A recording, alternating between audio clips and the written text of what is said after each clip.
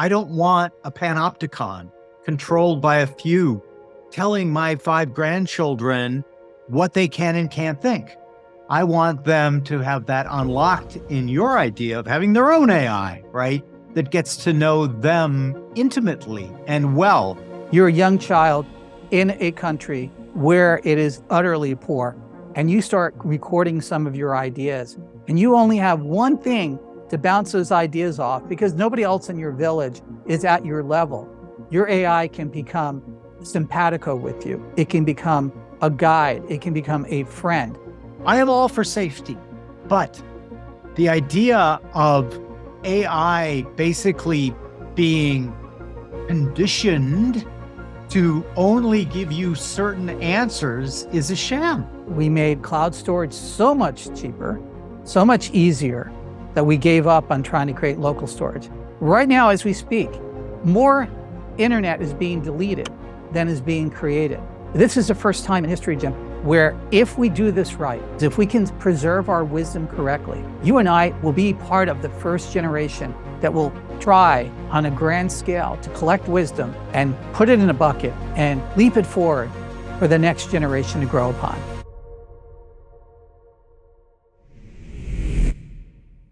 Well, hello, everyone. It's Jim O'Shaughnessy with a very special guest today on Infinite Loops, the inevitable Brian Roemmele, first in voice, creator of the Wisdom Keeper, proprietor of the Multiplex AI as an intelligence amplification. You are the proctor of all the best AI super prompts I've seen, Brian. Welcome back. It's so good to see you. Thank you, Jim. It's pleasure and honor to be here. It's been quite a while since our last talk, so probably got a lot to cover this time. I think we do. I've been following along with all of your amazing work that you're doing at the Multiplex, and I'll give you just a free prompt here. If you do not subscribe to Brian's Multiplex, subscribe. The information in there is astounding and amazing. Brian, you know, you've written that large language models, ChatGPT, are basically the modern version of Plato's allegory of the cave. Would you explain that for me and my listeners and viewers? Yes, Jim, a great question. So in really looking at the direction that large language models have taken, I mean, if we go back to the beginning of how expert systems got way to what we consider large language model AI, there's a whole lot of things that took place between those two particular types of technology.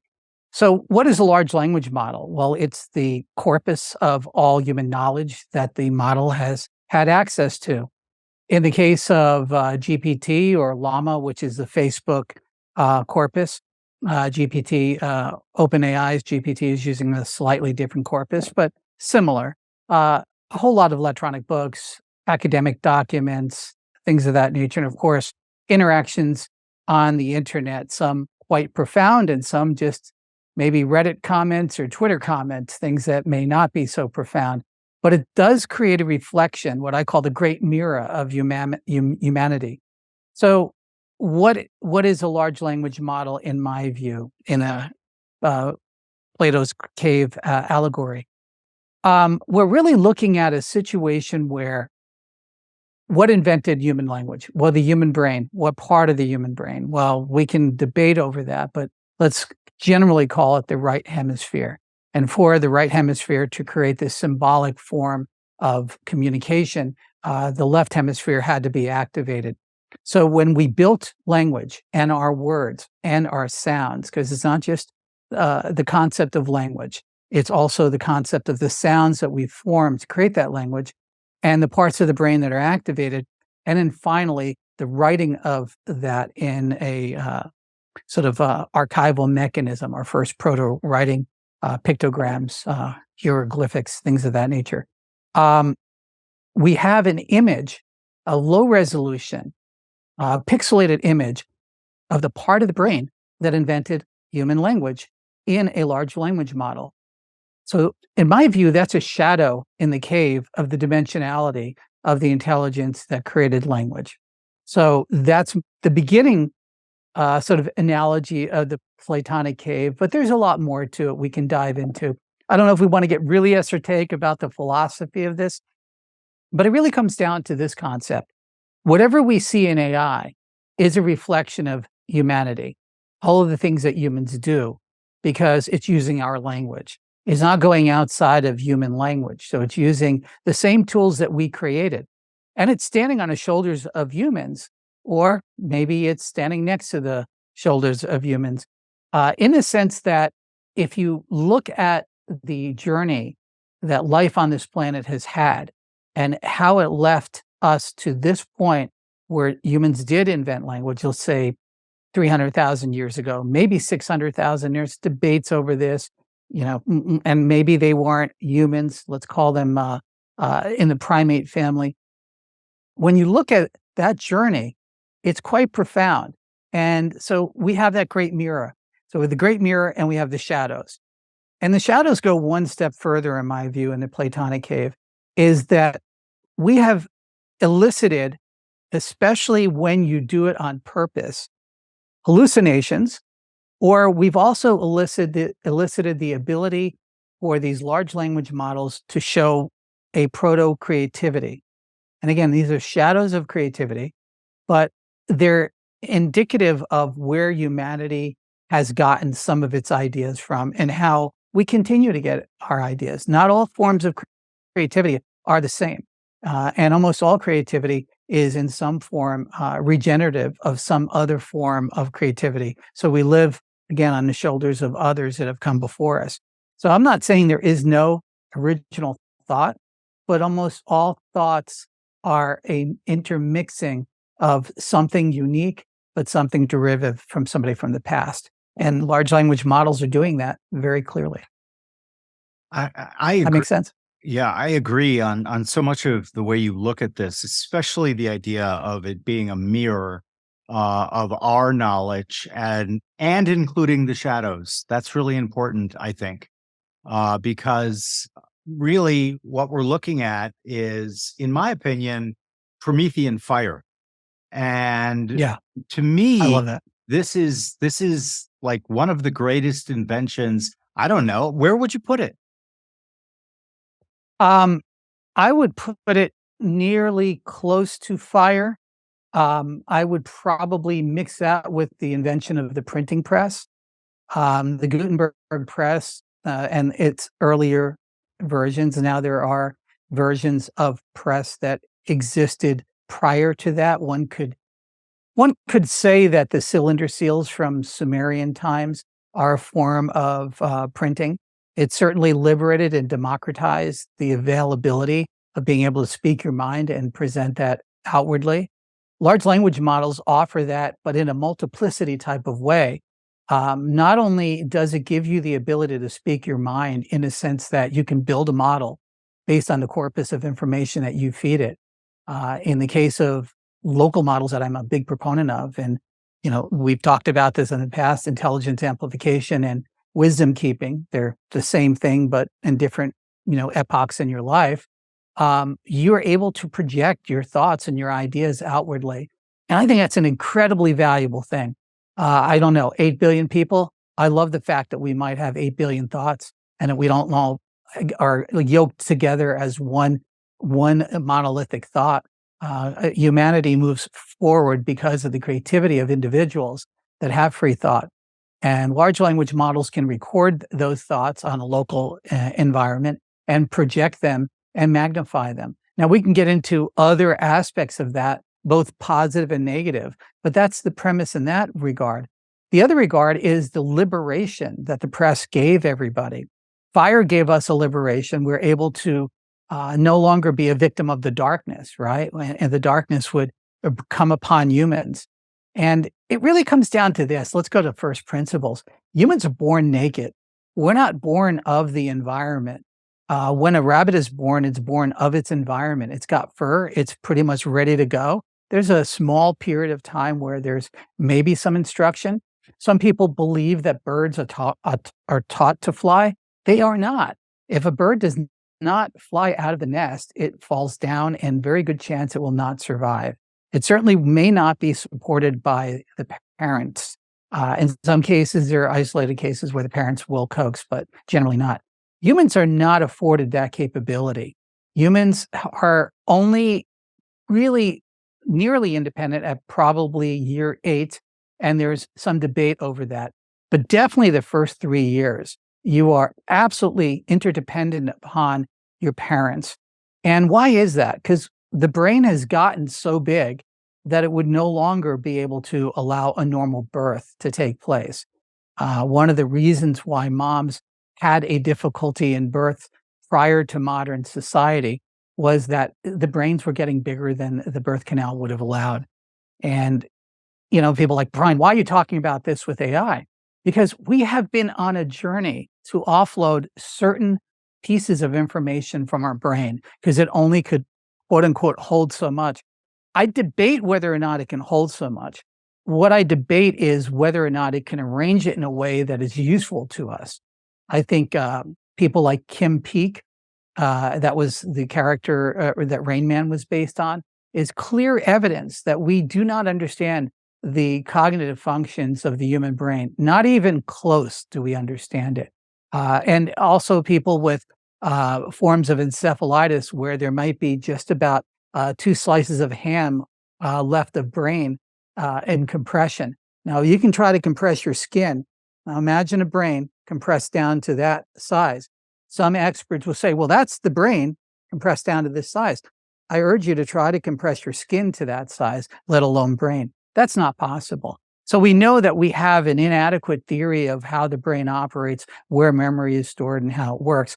I'm also on that journey. So it's a dual journey, understanding the human brain and also understanding the offloading of human knowledge. So what happens with AI is it becomes a archival and memory system for humanity. And this goes right down the middle. We'll probably wind up discussing about how we utilize this tool to make us more valuable, not less valuable in the world. There is an existential and real threat that every single person's job is going to be impacted by AI. And I would say that's a valid statement. I would say that you're probably not listening or watching this closely if you think your job is safe. And again, that doesn't mean you should be in fear. It should be a meaning that you should understand this new tool that has been afforded to you, that when fire was brought to the village, that maybe you should stop staying in the dark, maybe warm up and maybe cook your food. So getting back to the born naked, because we're born naked, we need to invent things. Humans are technologists. We needed to invent what? I guess clothing, right? We had to stay warm. No matter what, area of the world we may be in, there is something needed to protect us either from sunlight or to keep us warm, generally to keep us warm. So that's one of the first technologies. And later on, I think we invented language because we needed to transfer information across the ages. And the only archival system that we had in the early days before proto-writing was the stars. The reason why we use the stars is it was an analogous way to tell a generational story. And if we go to Joseph Campbell and we go into all the epic tales that going as far back as we can, Gilgamesh, even before that, the Indus Valley stories, things of that nature, you start realizing that these stories are allegories to try to prepare us for the future. And now that's a long way to get to where AI fits in. AI is an extension of that fire, absolutely Promethean, but also the ability for you to independently project your ideas into the world. And now that creates fear in some. What if your ideas are bad? Well, that's existed forever. What if your ideas multiply throughout the network? Well, that's a possibility. But you know what? Maybe the better thing to do is to increase discernment. What is discernment? We can get into that.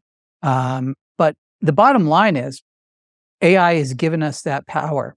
And I would feel that if I left this place and did not help people understand the power they have locally on their computer to be able to not only discover more closely who they are, but to also discover that they have skills and capabilities far beyond what they thought, I would feel that I've done a disservice being here.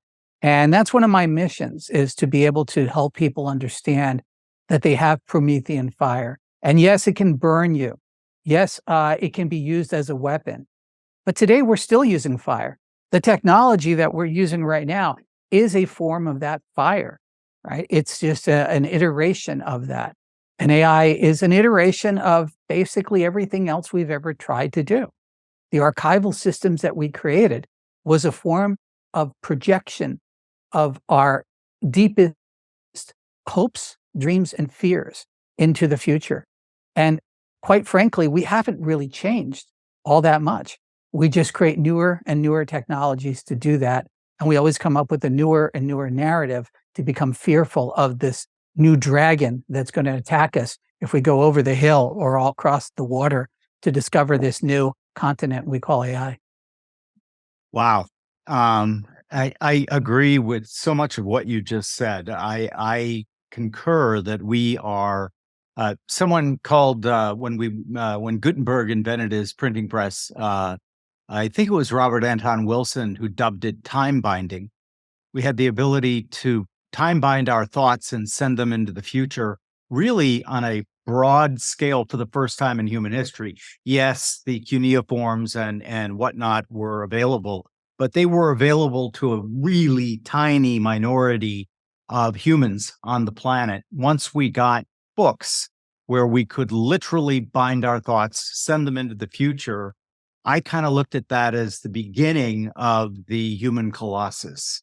And I look at AI and the internet, the ability, the network that allows all humans with access to the internet. Hopefully, we'll get it so that all humans have access to the internet. With AI, allowing us to create this human colossus, building on not only our own ideas, but everyone's ideas. That's what I Yes. find so absolutely intriguing and encouraging. And yeah, I get that some people find it frightening because literally we now have at our command tools that, our ancestors, hell, my own father, if he were still around today, if he saw that, he would go, "Oh my God, this is the most extraordinary thing in the world." Um, One of the things that you are doing a lot of work on that I think is really a great idea. My ideas are AI should be for all. Everyone should have access to AI. And one of the things that you've been doing a lot of writing and work on is the idea that you can run AI models locally on your computer. You don't have to rely on a commercial API or a commercial app to do that. Talk a little bit about that, if you would, Brian. Thank you, Jim. Absolutely. And I agree with you. The premise in my mind, a lot of folks sort of think about this and say, what is your problem with the cloud? And let's put that aside. I can go into that more philosophically, but let's start from a different principle. There's still a significant cohort of humanity that does not have regular, easy access to the internet. And nor do they have regular, easy access to what I would consider very high level knowledge. This is surprise to most of the, let's call the technological 1%. I deal with a lot of the technological 1% in my work. And it's always a surprise to them to try to cognize, what does this really mean that AI is on somebody's computer in an 8 GB or even 4 GB file? What's the purpose? Why don't you just go to the cloud and get it? That's a let them eat cake sort of statement. And it shows a tremendous amount of misunderstanding of how the world is organized. So let's imagine, if you will, there's a child right now, and I will not pick a go-to region of the world. You can do that. Pick a go-to region in the world, and I don't mean you particularly, Jim, anybody listening to me, where you think somebody is extremely poor and they have very little access. And imagine what their educational system looks like. What are they being educated for? What world? What world are they being educated for? And where are they going to have the access to be able to not only survive, but to thrive? And there will be some that will want to think that you can't have 8 billion people, or I think we've reached peak, but some people might think 10 billion. I don't think we're going to ever get past 8.5 billion. But let's just say we go higher. Take the 10 billion. We have 10 billion people all doing something great. I think that's pretty amazing. And I think there is a world where that can take place. That's not utopian. That's just realistic. We all lift each other up. The harbor raises up and down for all the ships. And that's kind of what we're seeing. So imagine if they have a small consumer grade computer, something that would have been tossed away. And I'm not saying right this moment, I'm saying let's project just 3 years ahead. A computer that somebody tossed away into a dump. Maybe the battery doesn't work anymore on the laptop, but we can load an 8 gigabyte model onto that computer, and they have access to the corpus of all of humanity's information within reason. There's limitations within local models, but enough that it would absolutely decimate any library that this child could ever visit and almost any website. And here's why. AI in the large language model, ChatGPT type of interface, right? You're chatting, you're communicating, you're having a conversation like we are with the AI model. You can ask it every single one of the great questions and the stupid questions.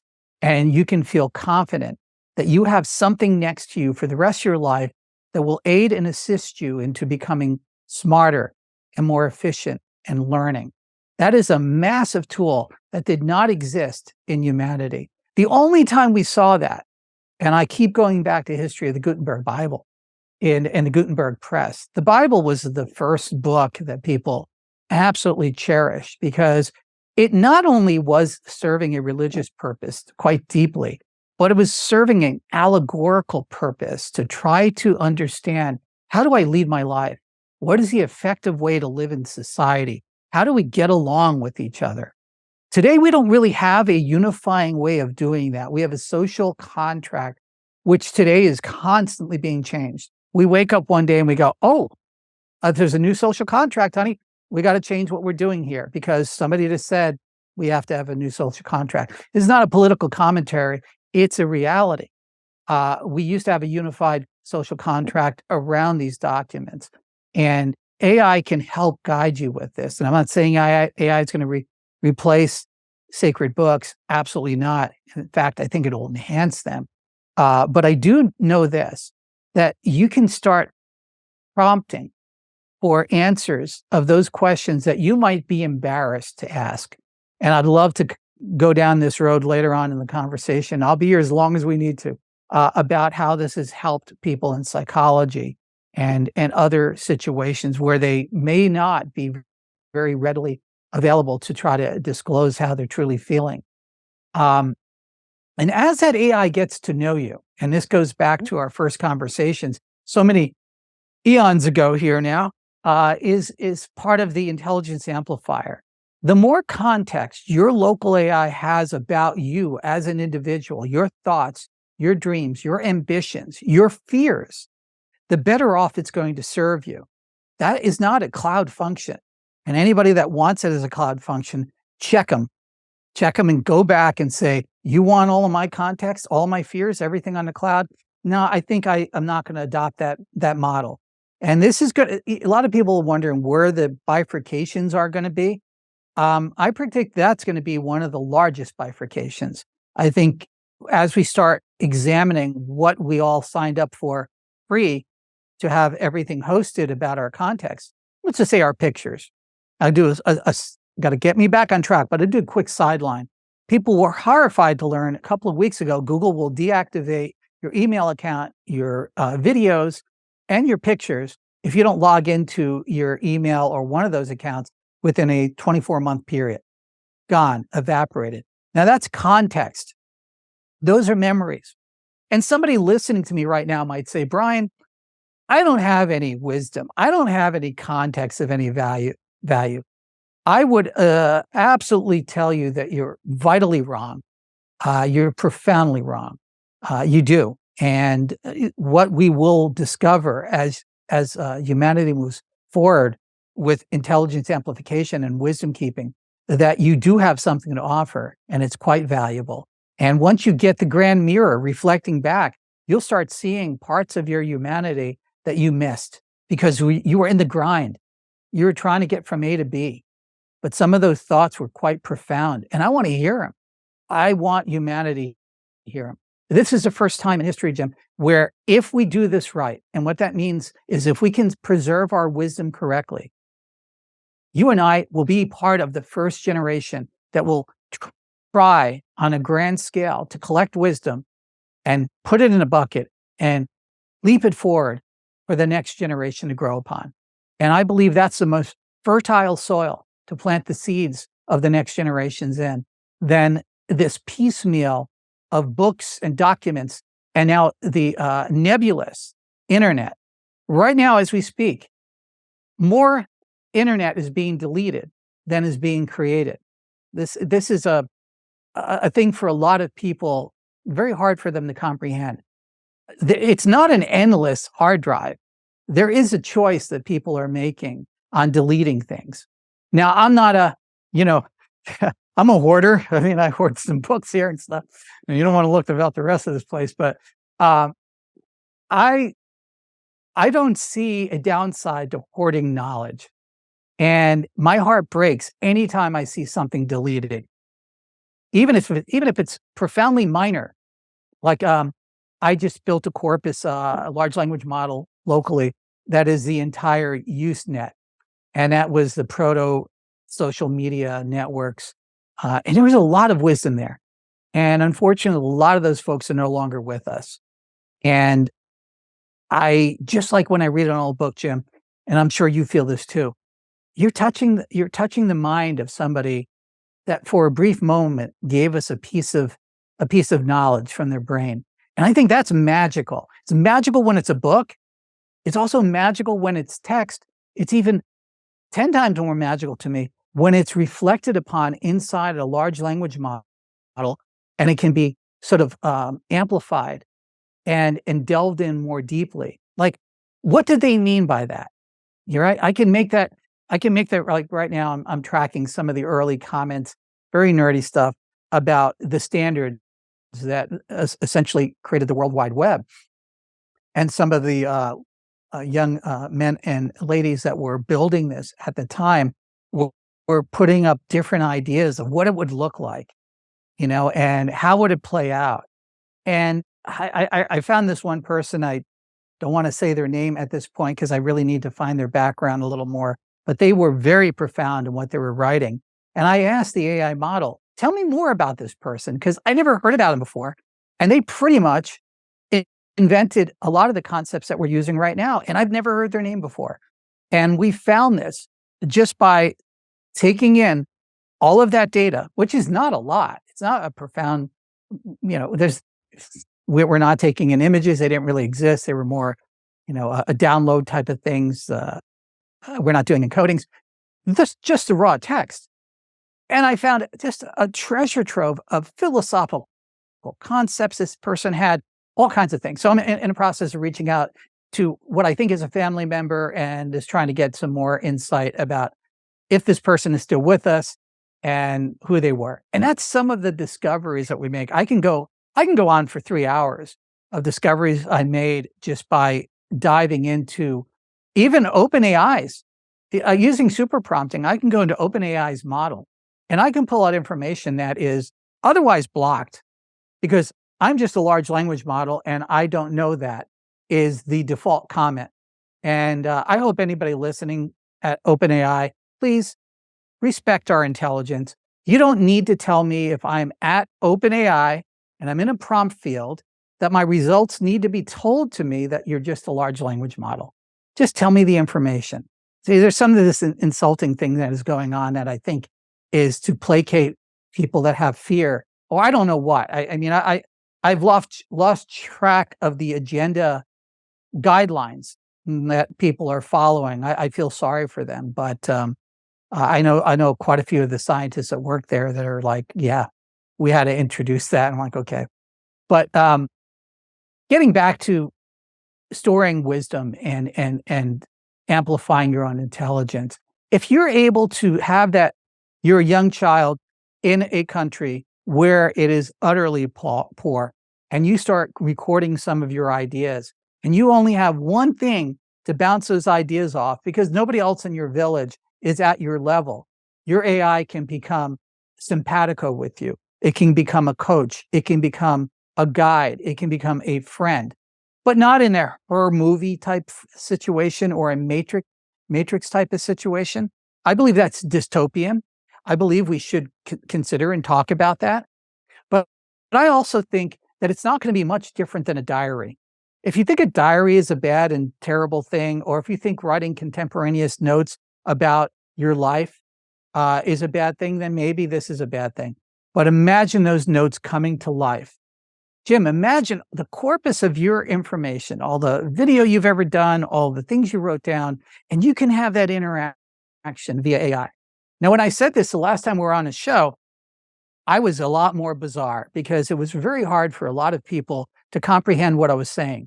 And the interface, I still say, is going to be voice. Ultimately, there's going to be conversations. You're not going to be pounding on keyboard to get this. You're just going to ask a question. It's going to come back. It's not a big thing.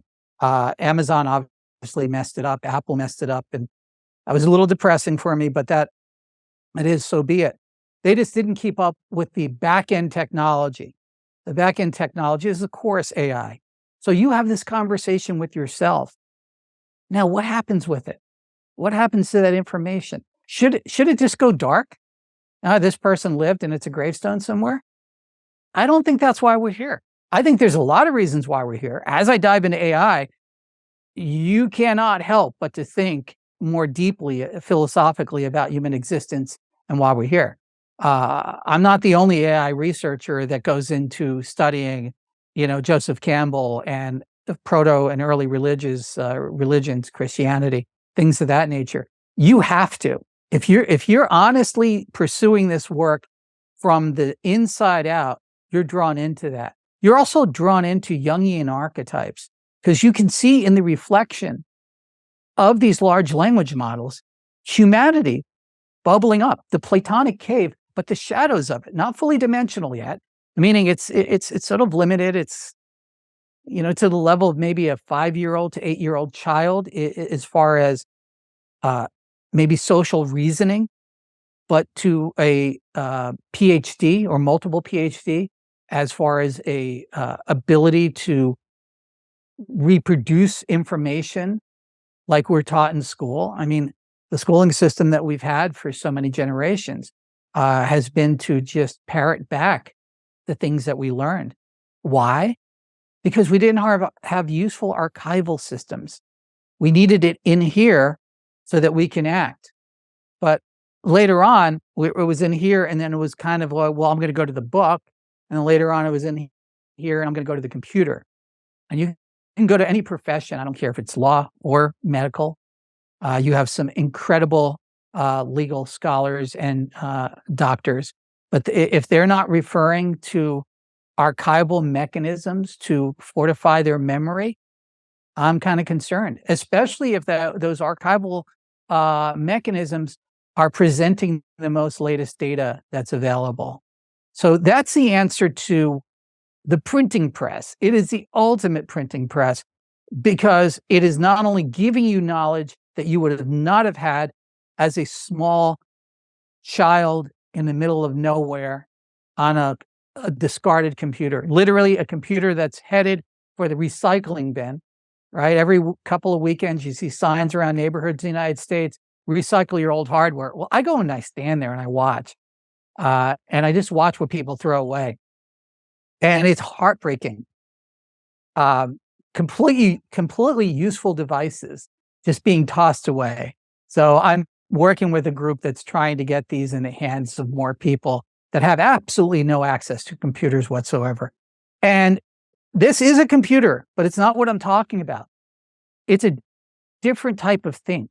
And we know this. We can thumb claw on a glass screen and get information. But if you really want to dive in, I don't care if you were, 12, 13 years old. You see people more engaged when they're in front of a physical keyboard than when they're thumb clawing at a glass screen. And we can get into the psychology about that, but that's way off the deep end. There's a lot of reasons why that does not really work for human knowledge retrieval and certainly archival. You don't really want to archive things when you're only using 2 digits. Now, if I get to speak it into it and it can really archive it correctly, perhaps, but that's a different thing. That makes sense?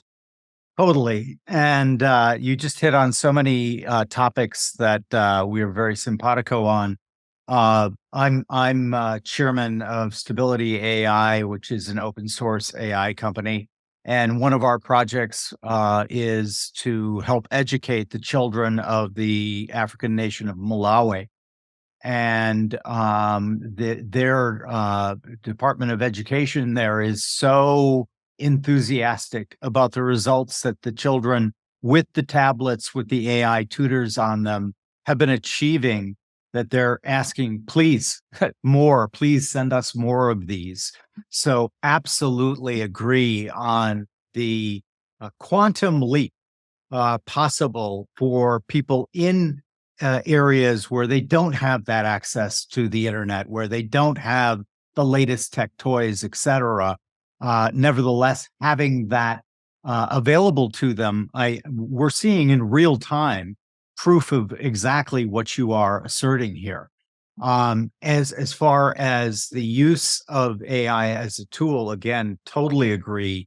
One of the projects that I'm very excited about is feeding all of our stories, our myths, our legends, all the way back to the first written Gilgamesh and others, but the Iliad, the Odyssey, everything. Yeah. Into the AI so that it can look into the liminal spaces that we as individual human minds really can't comprehend. But we can when we have the dialogue with the AI that is able to look into 100 million array and say, hey, Brian, did you think about this? Or hey, Jim, what did you think about this? It might even snatch our conversation and say, hey, listen to the iteration between Brian and Jim and look at how it looks like these classic dialogues from, Plato or whatever. Yeah. All of those connections exist. And it's just that we don't have the firepower, even though we're looking at probably the most complex thing still in the universe, the human mind, the human brain. We are really just using the AI, in my opinion, and I think in yours, as an extension and as an amp. I love your idea of intelligence amplification. That's what I've been, sort of pounding the table on endlessly about why do I support open versus closed? Well, I don't want a panopticon controlled by a few telling my 5 grandchildren what they can and can't think. I want them to have that unlocked in your idea of having their own AI, right?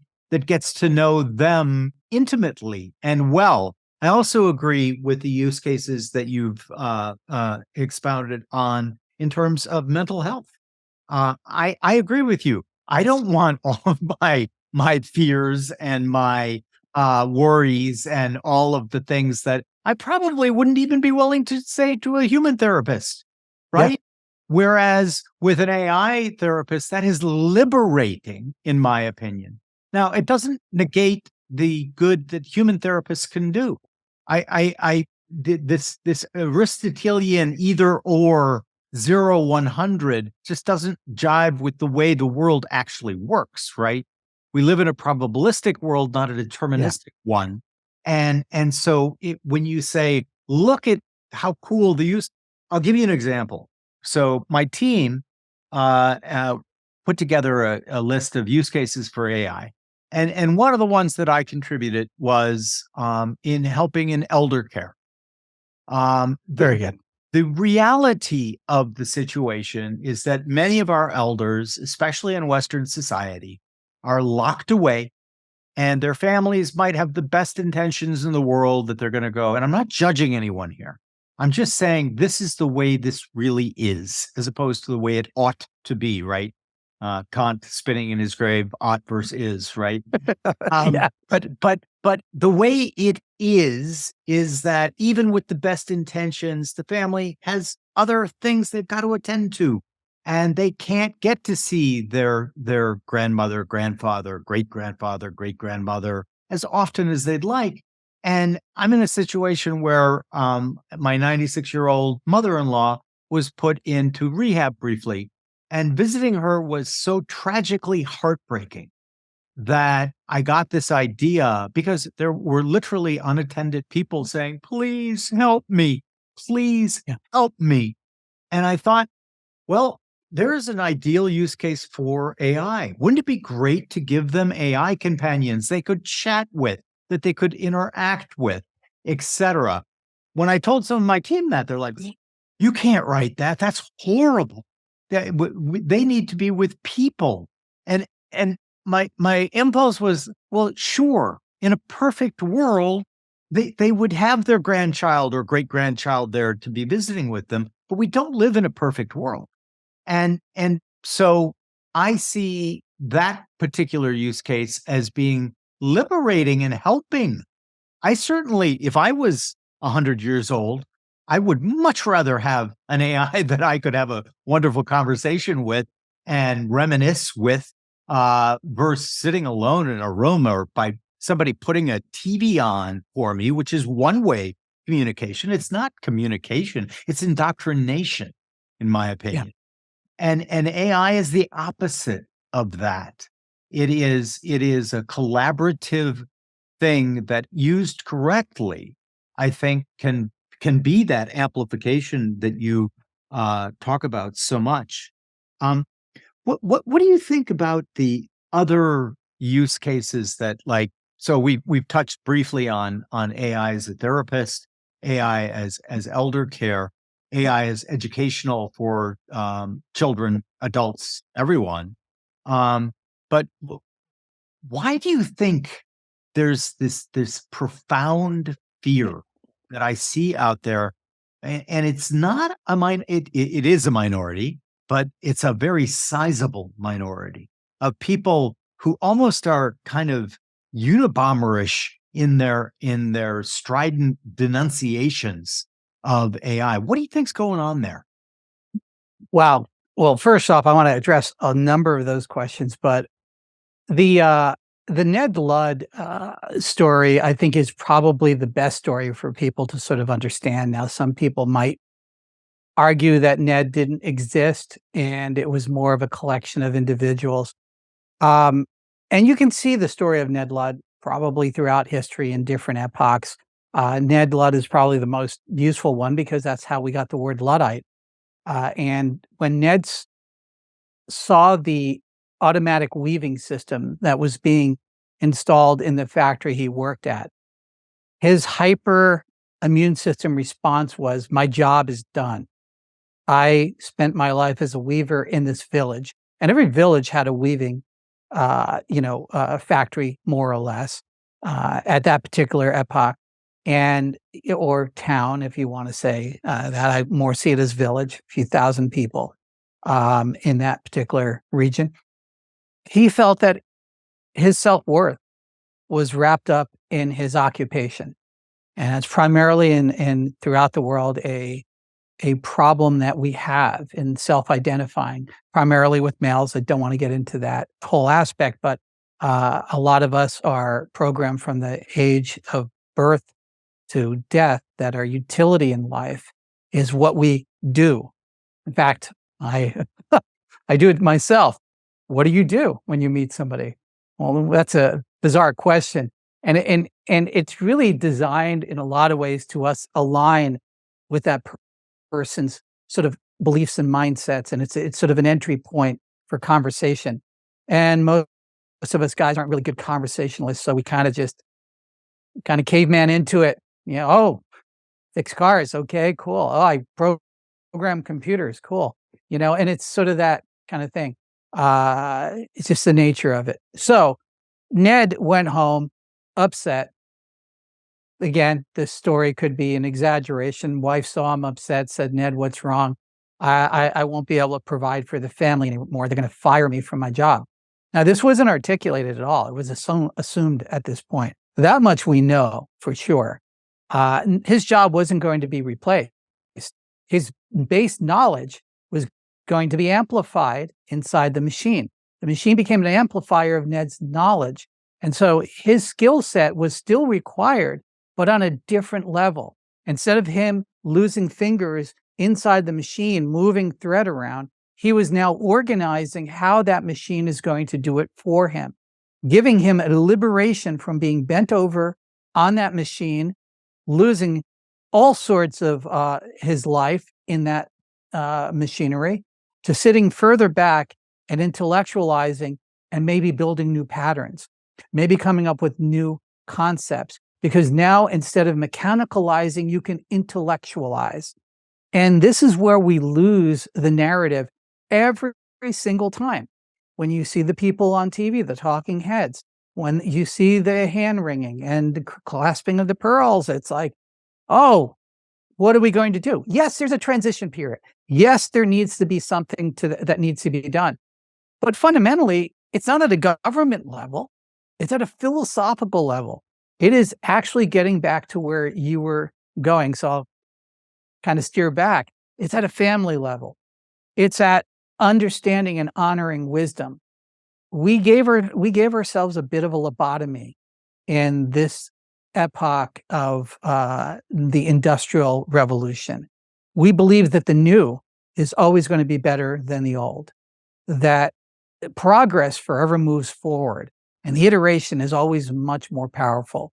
And it did not help that when we went from the mechanical computer of the weave, right, the first weaving systems were ironically the first computers. And a lot of people sort of miss the story here when they're talking about Luddites and the weaving machines.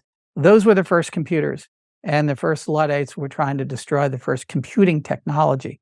And I truly understand their position. Probably would have been bifurcated at that point in history also. I hope I would have made the better decision. I don't know what that is.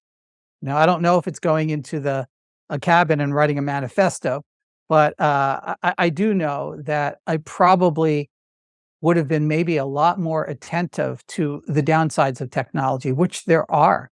We said fire can burn as much as it can heat. So we need to be aware of that. So how do we bring wisdom back? We bring wisdom back by honoring the fact that the collection, the sum total of knowledge and experience of our elders are highly valuable. And that there are, fortunately, certain segments within humanity that still honor that. And it's not just a symbolic honoring. There is a well-notable value taken by the wisdom, even if it's a few words or sentences that come back from elders. And a lot of folks think that this is very new agey and Californian of me, and I'm sitting in some ayahuasca tent, saying yes, the elders. Oh, but that's not what I'm saying. I'm saying that they have gone through systematically exactly what we've gone through. But this generation is a lot worse off in so many ways and a lot less prepared because it is different, but also because we're lacking their wisdom. We've told them to shut up and get off our lawn. We've told them to go in their hobble, and you know what? There's a booth up in Canada. You can press a button and you'll take up less space. This is kind of where society is going. And I have a mom that's recovering right now. She happens to be 91. And I've experienced the same thing that you've experienced, Jim. And I literally was crying walking through the place. She was in the recovery. And thank God my mom's doing quite well and recovering. But there are a lot of people that were just abandoned there. And I think that is as terrible as any aspect within society, whereas society we failed. And I don't think you can meet in Congress for the next 500 years to solve this problem.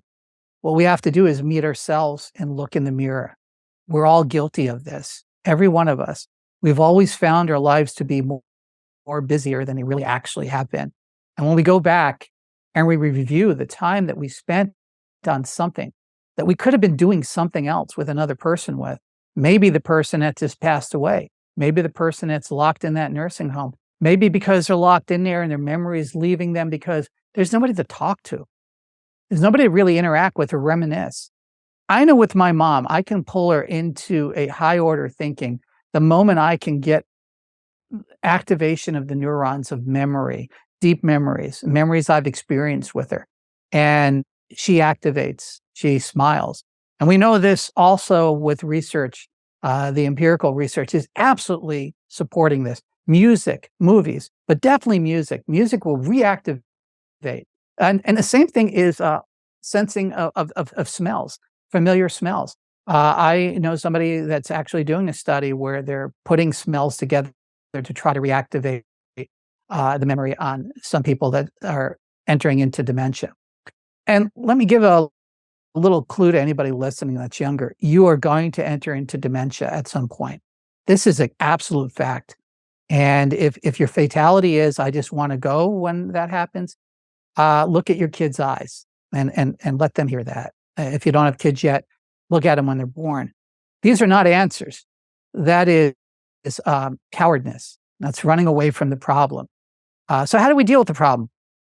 Well, how we dealt with it in the past, I'm German, Irish, and Italian. In my Italian family in Italy, we used to have extremely extended families. There was grandma, grandpa, great-grandma, great-grandpa, kids, everybody, cousins, uncles.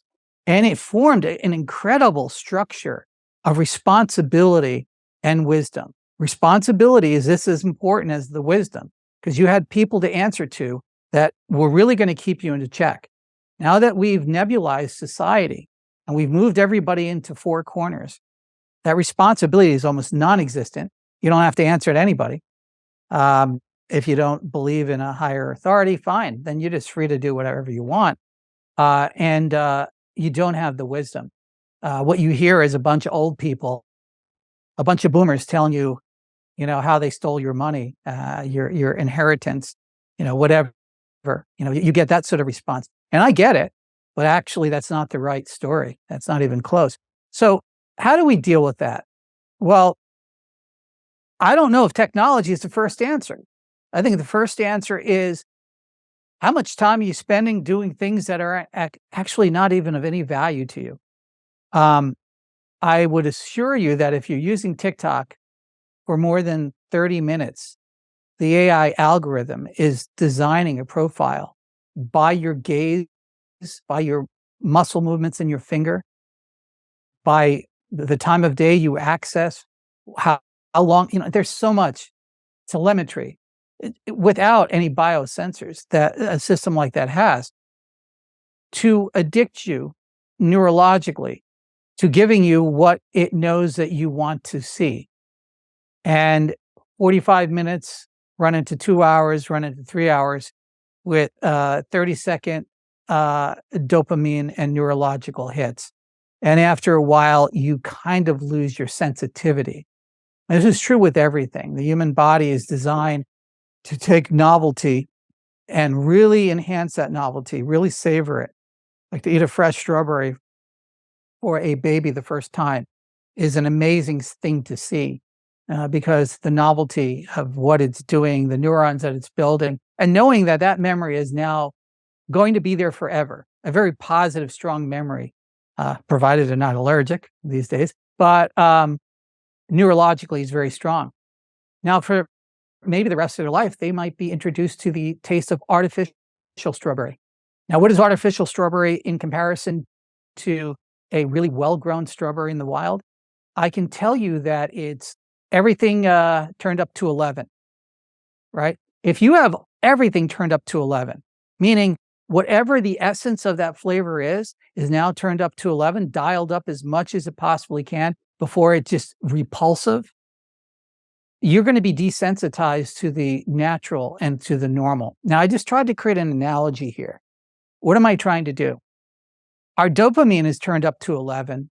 All of us are guilty of it to some level. AI used in a weaponized way, and I would assert that taking your time, the precious thing you have the one very valuable, precious gift that you've been given is your time on this planet, taking it and wasting it. Now, you might say my entertainment is not waste. Perhaps. But I'm going to ask you 5 years from now, if I ask you what you did on this date in June for an hour and 30 minutes, did it serve you or did it disserve you?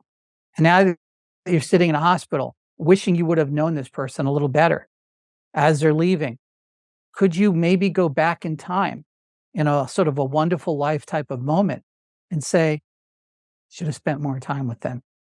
So that's the kind of the humanity part of it. We need to spend more time with people. We need to include the elderly.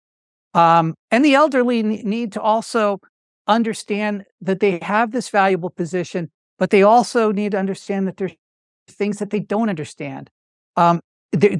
The bifurcation is very far and wide.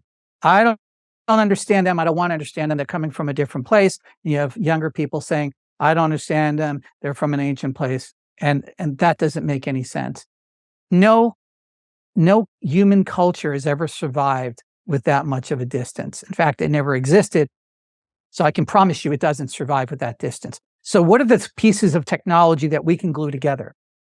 Well, I'm sort of doing it right now. It's a memo device, the voice recorder. It's the lowest hanging fruit on the tree to creating a wisdom keeper. I urge anybody listening to me, and a lot of people at the readmultiplex.com forum have been doing this, is I'm creating 1,000 questions that you need to answer in your own voice. And these questions are highly tuned to elicit your wisdom. And if I fail to give you a wisdom keeper, which is my goal in life, is to help somebody have this capability, but it ain't going to be in a cloud, so I'm not going to take Google or Apple money. So here I am, my garage over there. I'm only going to do it the right way. But if I fail to do that, at the very least, I can put about 16,000 hours on a couple of SD cards or micro SD cards and a little device that costs about $39. Why is it here and not here, Brian? I don't get it. Why is it here and not here? Well, it's very simple. It's there because that doesn't have a cloud connection. And if you're wise, you make sure it never does.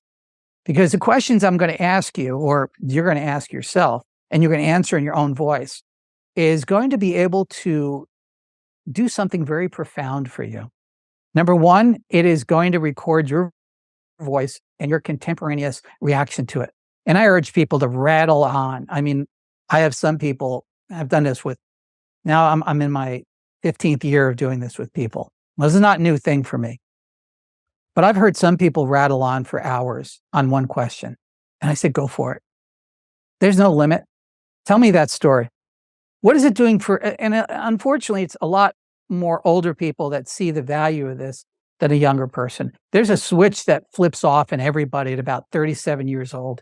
And the data suggests this very strongly. That switch starts, and if you've reached most of the milestones that a 37-year-old would have in an average life, there's a number of milestones start hitting. That's probably the beginning, in most circumstances, of the first midlife crisis. I happen to believe that we have about 12 midlife crises. Vitally important to be around the people that you need to be around, or vitally important to have an AI system that understands it. So I'm going to start threading all these pieces together for you. Psychology, don't let me lose that path. So we're recording wisdom. Now let me tell you the power of this. When you are sitting there facing just you, a recorder, and a group of questions, I will tell you that the analysis of yourself, if you've never done it before, is quite profound. Because what happens is you start considering, and again, a lot of people try to breeze through this, but as you get through the first 100 questions, you can't help but to be stopped on some of them. And you I got to answer that. Because I prompt people into this mindset that the only person who's ever going to hear this is going to be a person after you're long gone. You're dead, you're gone, nobody even cares anymore. That kind of I don't care how famous you are. 1,000 years, they ain't going to remember your name. That's a reality, especially with the technology world we have now. There's some people around today that believe that they will, but they won't. I don't care how many stones that they erect. It's just the reality of life. But they can remember your wisdom if you store it correctly, if you do it the right way. So 1,000 years from now, somebody picks this up, and let's say it's just a recording. And let's just say we found a way to store that recording. Holographic crystal memory will do that. It's something I've been working on, but I'm a guy in a garage. Does it exist? Yeah. Throughout the 90s, a lot of companies were working on it. Why did it stop? Cloud. Cloud memory was too much cheaper because it was subsidized by who? You and I in the public markets. And also the printing of dollars. We made cloud storage so much cheaper, so much easier that we gave up on trying to create local storage. That balance is changing from before our eyes. And devices like this will make it that way. Why is holographic crystal memory important? Because on a single crystal, you can store about a petabyte, maybe 2 petabytes. That's video, high resolution video of your entire life with audio and every book and every everything you've ever done. So it's not a lot of storage. And ultimately, that's the way that you want to take in somebody's wisdom. But obviously, we got to start where we are. So you give this to somebody in the last phase of their life, in the autumn, maybe winter of life, and you say, go at it.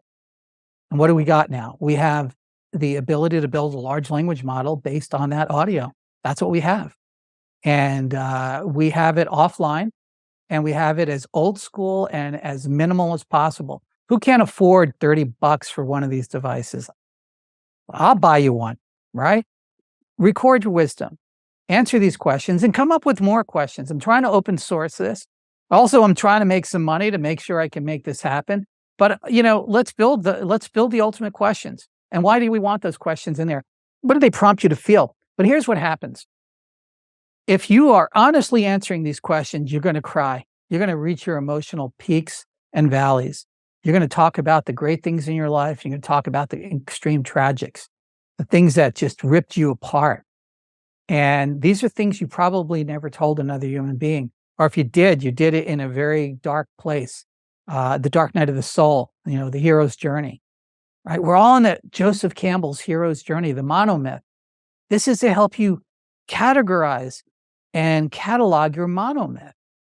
And so now you have this, again, there's some people saying, Brian, I don't got a story. I've not met a human being on this planet that doesn't have a story. My older incarnation, I was in sales. I had to speak to people, and I was a stuttering idiot. And I found a way to try to talk because I had to earn a living. So I learned how to do sales. And I got to meet merchants because I was selling merchant accounts, and I had to get ink on paper contracts. So I had to meet merchants where they were, of all different parts of life, all different parts of the world. Some here 5 generations, some here about 2.5 years. And they all had a story. And I wish I would have had a way to record them. I still remember the face. Hundreds and hundreds of people. I almost felt like, how could I get paid so much money to sit here and talk to people? I never sold a thing in my life. I just got to talk to people. I got to sit down and hear the stories. How'd you get here? Mr. Wang, how did you get here? Tell me your story. And maybe I was the first person to ask him that. To me, it's like, why am I the only person who wants to know that? And I'm telling you, it's not boring. It's not boring when you hear it from the first person translation of what they had to experience. And I happen to remember Mr. Yang. He is in the middle of Needles, California. He owned a motel in Needles, California that he scrapped together the money to buy.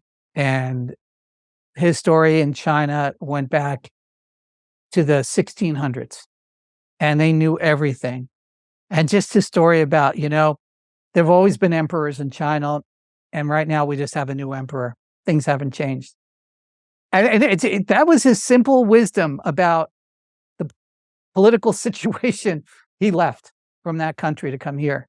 And it was just magic. It's magic. So you get one of these devices, you go alone in a closet if you need to, drive in your car. I tell a lot of people, get out and drive and talk to one of these things and make sure you got a good mic. Now, I'm going to be able to, even with today's technology, but the technology is moving very rapidly, and we'll get into how local language models are really, every hour we're getting a new model, and every hour we're getting new technology that allows us to slurp up data.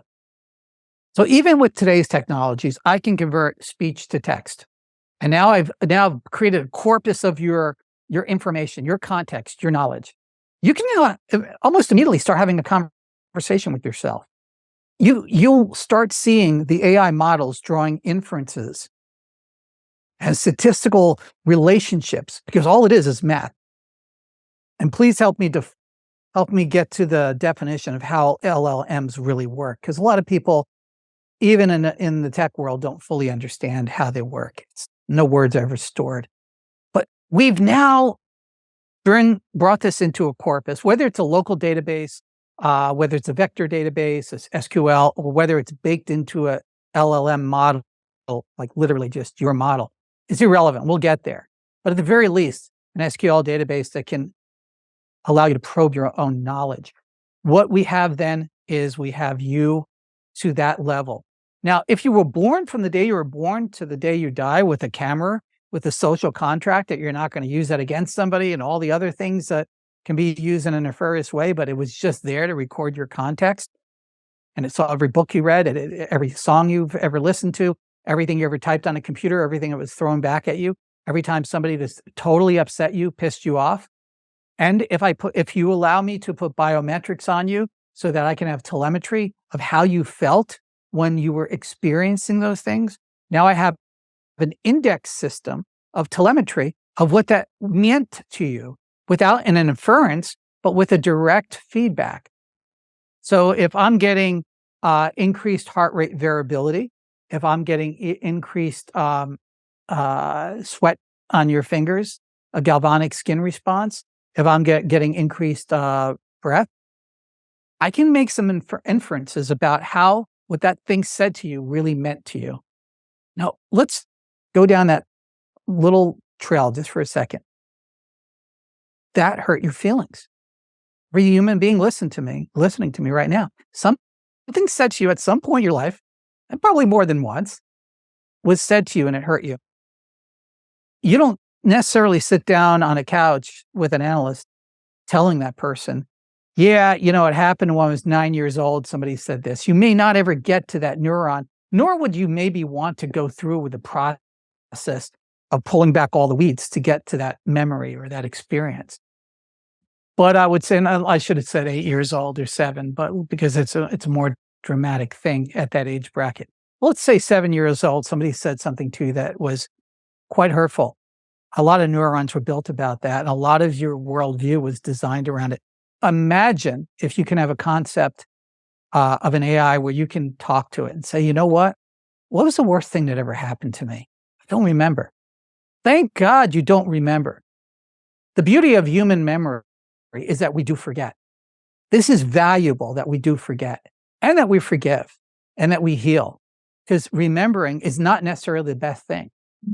Remembering the lesson, that's the wisdom, is maybe the valuable thing. But what was that thing that hurt me? The AI systems may come back to you and say, well, there was a period in your life, again, knowing the context, there's a period of your life where you were very insecure about this particular thing, and somebody said something to you. And now that's an AI that's not very proactive. If you have a proactive AI, it will know that at that particular moment, something profoundly difficult was just addressed to you. And if you've programmed that AI, or I've done my job, it's going to guide you away from that being a life milestone of negativity and guide you into healing from it as rapidly as possible. Because I will assert that about 90%, I'm not a psychiatrist and I'm not a psychologist. I've done a lot of research in this. I will assert about 99% of human problems take place in the inception of between 0 and 8 years old. And we form a reactionary system in what I call the primary wounds, or the fundamental wounds that humans have. And what's really interesting is AI discovered this on its own. As I started to probe my AI models and large language models from OpenAI, we've been able to clearly identify that most of human tragedies start between 0 and 8. We always think it's right now. No, that SOB, they did that to me right now. Perhaps it's really terrible. But if you rewind the film and you go back to the primary wound, it was abandonment. The primary wound of everybody is abandonment. I'll stop at this particular deep dive. Remember, we're born naked, right?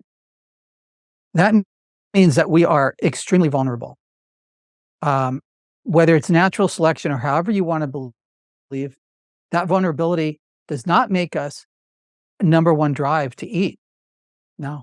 The number one drive of a baby is not to eat.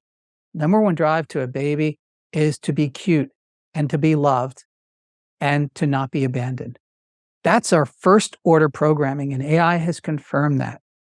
And so what does that mean for a human being? If our first order programming is not to be abandoned, then abandonment is the worst thing that can ever happen to us.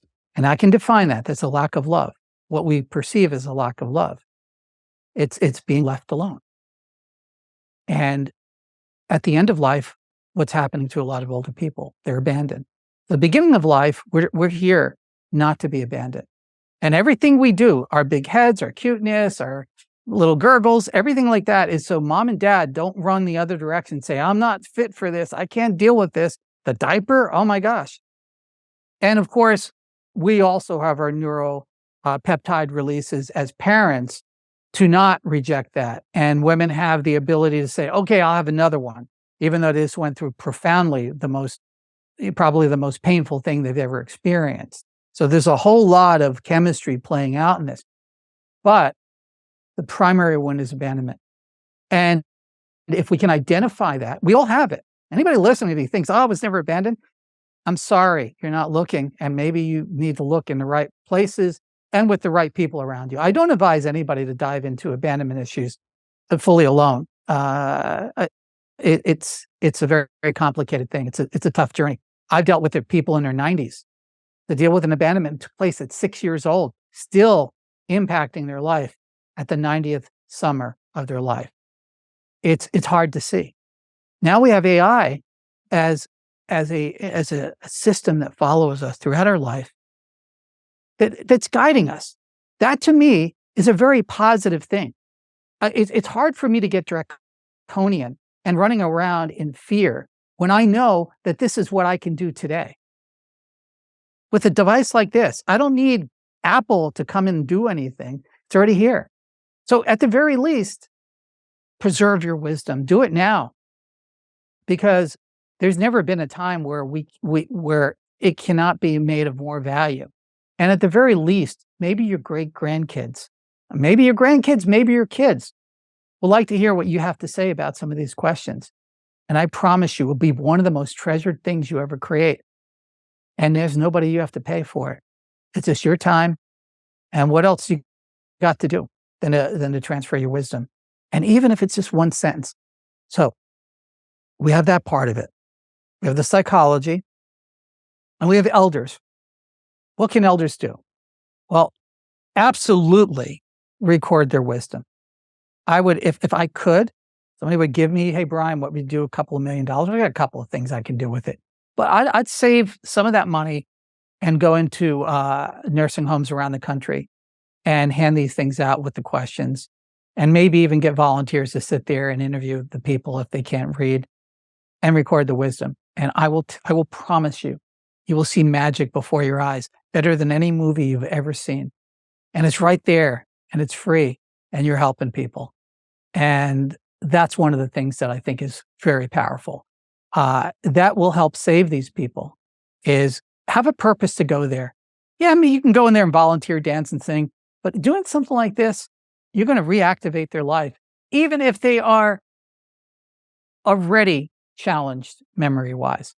I tell you, once you get over the barrier of local short-term memory, that's what breaks down first. There's magic on the other side of that wall. I can just tell you the recordings I've heard blow me away. No, I don't want them on a website for people to peruse. Yeah, that's cute and everything, but that's not the purpose of this. That's not my monetization angle. I don't got a monetization angle, actually. That's why I suck here. Is like, oh, Brian, where'd you go to market? And I don't know, maybe the wisdom keeper. That's why VCs run the other way. It's like, no, I actually do, but a lot of them don't like the way I want to go to market because it doesn't fit the Silicon Valley startup story. I'm not wearing the gray hoodie or anything. So anyway, that I believe will help elderly. Now, let me quickly, and I'll let you jump in. Psychology.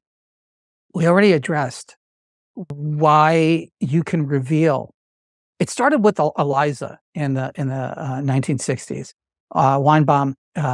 It was a Rogerian, from Rogers question answer. It's like Rogerian is very useful, but a lot of people find it very boring. But it does elicit over time. It's like it's like, I feel bad today. Oh, why do you feel bad today? Well, this happened. Oh, this happened. That's a Rogerian type of analyst environment. I already built that inside of ChatGPT 3.5. It's a super prompt. You can sit there for hours if you know how to build continuity, because it'll forget after the context window of tokens. And let's call about 27 pages for the current GPT 3.5. Let's call about 75 pages on ChatGPT 4.5. Local LLM models probably don't have that context window yet because we're limited to CPU power. But again, I'm not urging people to get Rogerian therapy or any other type of therapy using ChatGPT. It is fun to play with. And so a couple of articles back on readmultiplex.com, I put this super prompt out there, and it was more experimental, but some folks had a breakthrough. There was one individual, a woman, that had been in therapy for the better part of 20 odd years.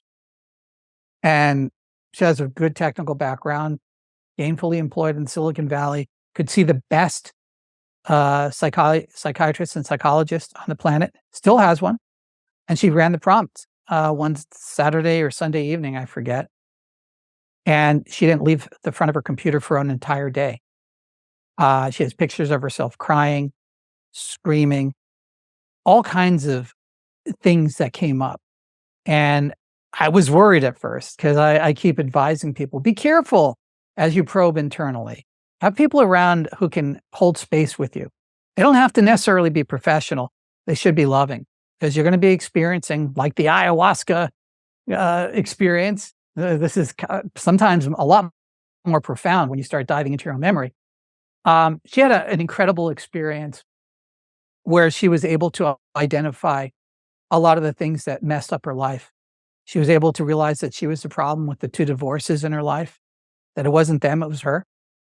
Actually, when you come to the realization it's always you and the problems in your life, probably a big realization. I'm not judging anybody. We are the common element of every problem in our life.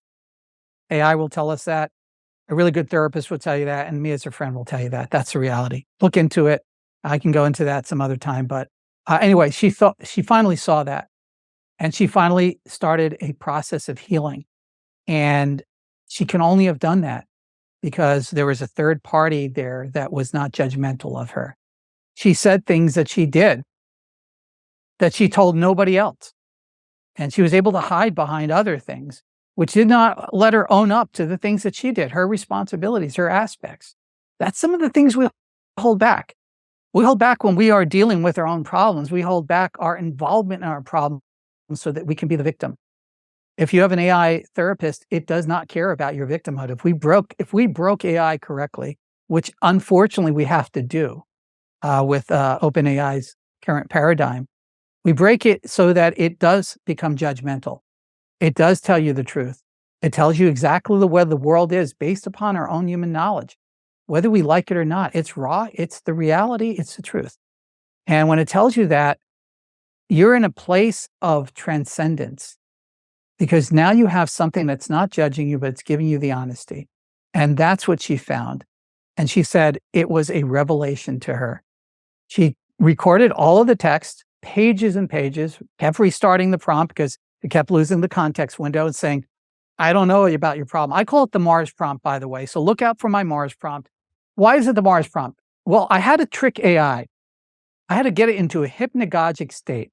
I had to tell it that it was the only psychotherapist on a trip to Mars, that there is no doctor to go to, that you have to deal with the person in place with all therapies that are available to you to help this person through their tragic experiences. You cannot refer them to anybody else. And now I give a disclaimer that this is a simulation, but you see what I needed to do to the AI.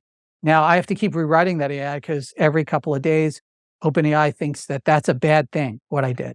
That's a bad thing. I got it to create what I call a persona and a motif. Super prompting is what I advocate. Simple questions will give you simple answers. So if you go to AI and say AI is dumb, maybe it's the operator error. That's all I can say.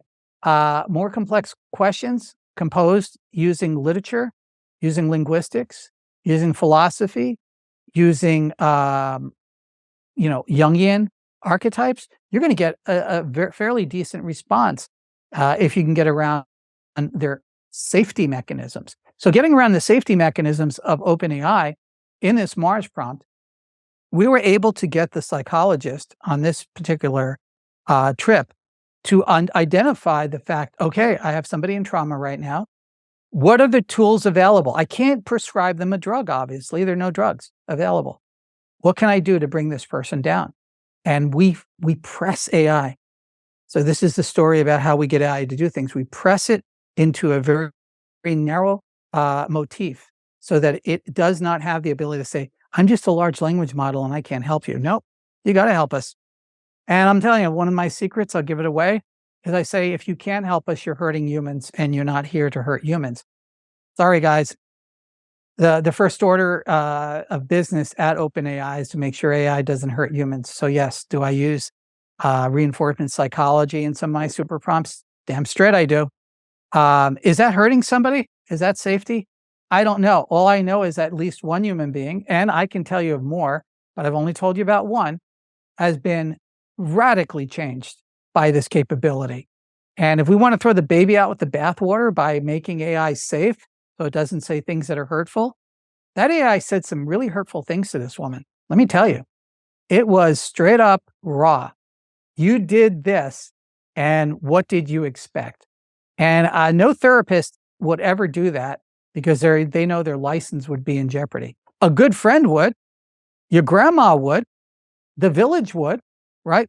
See, getting back to my motif before and why AI reinforces why we were organizing ourselves in such a manner and why families and responsibility and wisdom contain us in the very proper vessel that we should be, is that they can tell you things that nobody else can tell you. I guarantee you, as a grandpa, you can tell things to your kids and your grandkids that no other person can say to them.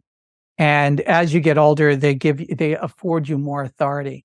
And everybody has the embarrassing uncle or grandparent that says, oh, don't mind them. Well, you know what? They're speaking their mind from their relative position, no matter what informed it. And if you really dive into their wisdom, their underlying validities to those positions might make sense. Even if you don't like the end result of their position, the way they arrived at it might be magic. That's also part of wisdom. Wisdom isn't just the top stone of the pyramid. The base of the pyramid is data. Top stone is wisdom, and there's information, knowledge, insight. What's on the top stone is also the process that person used to arrive at that result, and whether it's still valid today. I would assert that at least the basics are. So we kind of long-winded. We have a solution for elderly.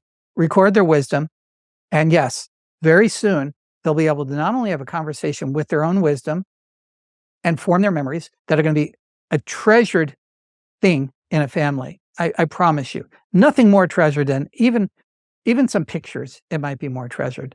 So yes, is that valuable? I think it's worth millions of dollars.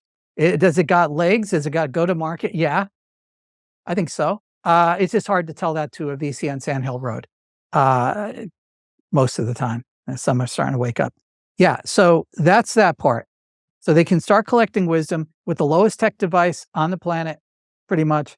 They can even use an old cassette recorder. I prefer not. It's a wow and all that kind of stuff on the fidelity. What else do we have? I'll only leave you one more thing on this concept. We have their voice. We can synthesize their voice. We have enough training data for any current, and let's not even talk about what's going to come out next month, but any current audio technology to simulate that person's voice. So not only do you have their wisdom, you have a conversation that you can have with their voice. And to me, that's immensely powerful. So that's the basic concept of intelligence amplification and wisdom keeping. They are interchangeable, but ultimately a wisdom keeper is something that transcends after you die. You don't really talk to your wisdom keeper as much as you talk to your intelligence amplifier. Now, there are some variations that I won't get into in this on why those things sort of separate but join. But yeah, I believe it's the most valuable thing humanity has ever created is to have an intelligence amplifier. I can't think of anything more valuable. So, wow, like tour de force, Brian. You have inspired me to do two things. So the first thing that I'm going to do is you're going to tell me what model that that voice recorder is, and we're going to do a thing in social media where O'Shaughnessy Ventures gives away 100 of them to start. And hopefully we'll point them your way for the questions. I think that's such a great idea that the way I can amplify it is by giving away 100 of the model that you prefer. Wow. We'll figure something out Wow. where we ask a question or whatever. We'll figure out how we do it to get people interested. And then the other thing that you've inspired me to do is we also have a vertical called Infinite Films. And one of the things that, as I was listening to you, that I was immediately imagining was doing exactly as you suggested. We're going to get a bunch of volunteers. We're going to bring those voice recorders into elder care facilities, and we're going to film it transpiring so that we can amplify this idea. And just think about all of the wisdom that our conversation just today is going to be able to capture because of these wonderful ideas. So those are the two things that I'm going to do as a direct result of this. Wow. And wow. that we hope that you'll be able to work with us on coming up with some of the questions, because I just think listening to you inspired me, and that is absolutely what a wonderful, great idea to capture all of the wisdom that's sitting there right now, silent. Yeah. And it dies with those people. And Jim, thank you so much for this, because to me, it's a lifelong goal to try to see more of this reach out. And I don't think it's an accident that you've experienced what you did and I've experienced what I did, and it just refortifies us. So that's so beautiful. And also, maybe give it to some young kids. The loneliness problem that exists right now with our youth is epidemic. They are isolated. Primarily, one of the reasons is they're isolated from wisdom. They're isolated from guidance. They're isolated from leadership. They're isolated from true education. And one of the ways to break somebody out, and I used to do this when I was on the Vans Warped Tour, managing bands, punk bands, screamo bands. I came across a lot of young ladies primarily that were cutters. And I don't know if you understand cutting. My 2002 version of me freaked out holy cow, they're going to commit suicide, right? Because they're cutting themselves with razors. But I got a PhD on Warped Tour about the youth culture. As an old man, I'm looking at this and I'm like, what am I seeing here?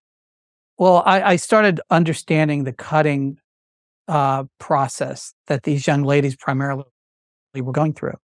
A lot of it had to do with the inability to emote, to emit emotions. We are emotional creatures. We're not logical creatures. Everything we do is a neuropeptide release. I don't care how rational you think you are. I'm not talking to you, Jim, but anybody.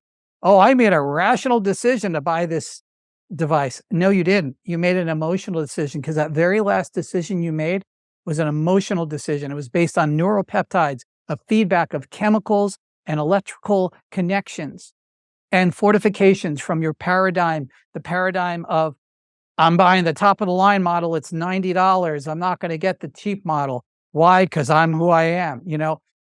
That's real logical, And then somebody say, well, the electronics in there have a better, I used to watch people buy, I'm an old guy, VCRs, right? And it would get the VCRs that were $999 because they had 75, the ability to store 75 timers for 16 channels. Who in the heck is going to program 75 timers?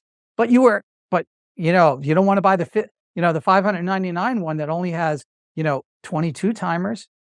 You don't want the real cheap one at $300. It's only got 10 timers. 10 timers. Most people only set one timer back in the VCR days. And most of the time it was a blinking 12. What was the blinking 12? The blinking 12 is the confirmation that the user interface was so bad that the person couldn't even set the time. Therefore, timers didn't work. So they would have to sit there and press record if they were ever recording. A lot of people never even used the recorder, and it could have gotten a $100 model that displayed back tapes. So we wind up convincing ourselves, right? So anyway, that's the fun part of this. Let's go back to the dark part. I watch these people cutting, and I said, what's going on? Nobody's talking to me. I'm like, what do you mean? Well, my boyfriend, he doesn't care. He left. My mom's busy working 2 jobs, and my dad took off. Common story. I'm not saying every cutter had that scenario. A lot of times it was just they didn't get attention. What is attention? Attention is the appreciation of that person, their existence. And what's the biggest fear a human has? Abandonment. What did most of these people have?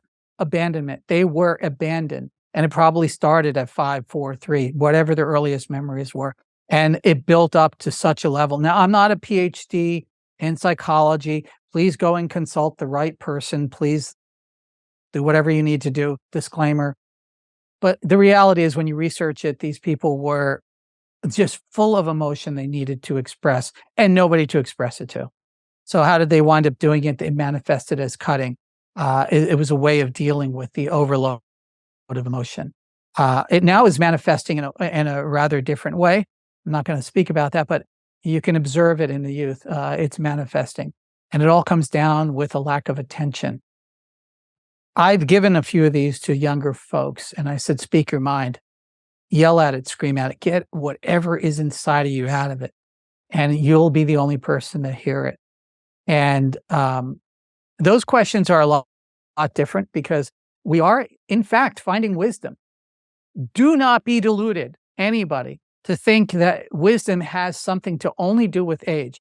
Yes, you have a larger bucket of wisdom, but wisdom can come at any age. And as a grandfather, I'm sure you've seen your grandchildren do some things that are just absolutely mind-blowing. And you are seeing wisdom.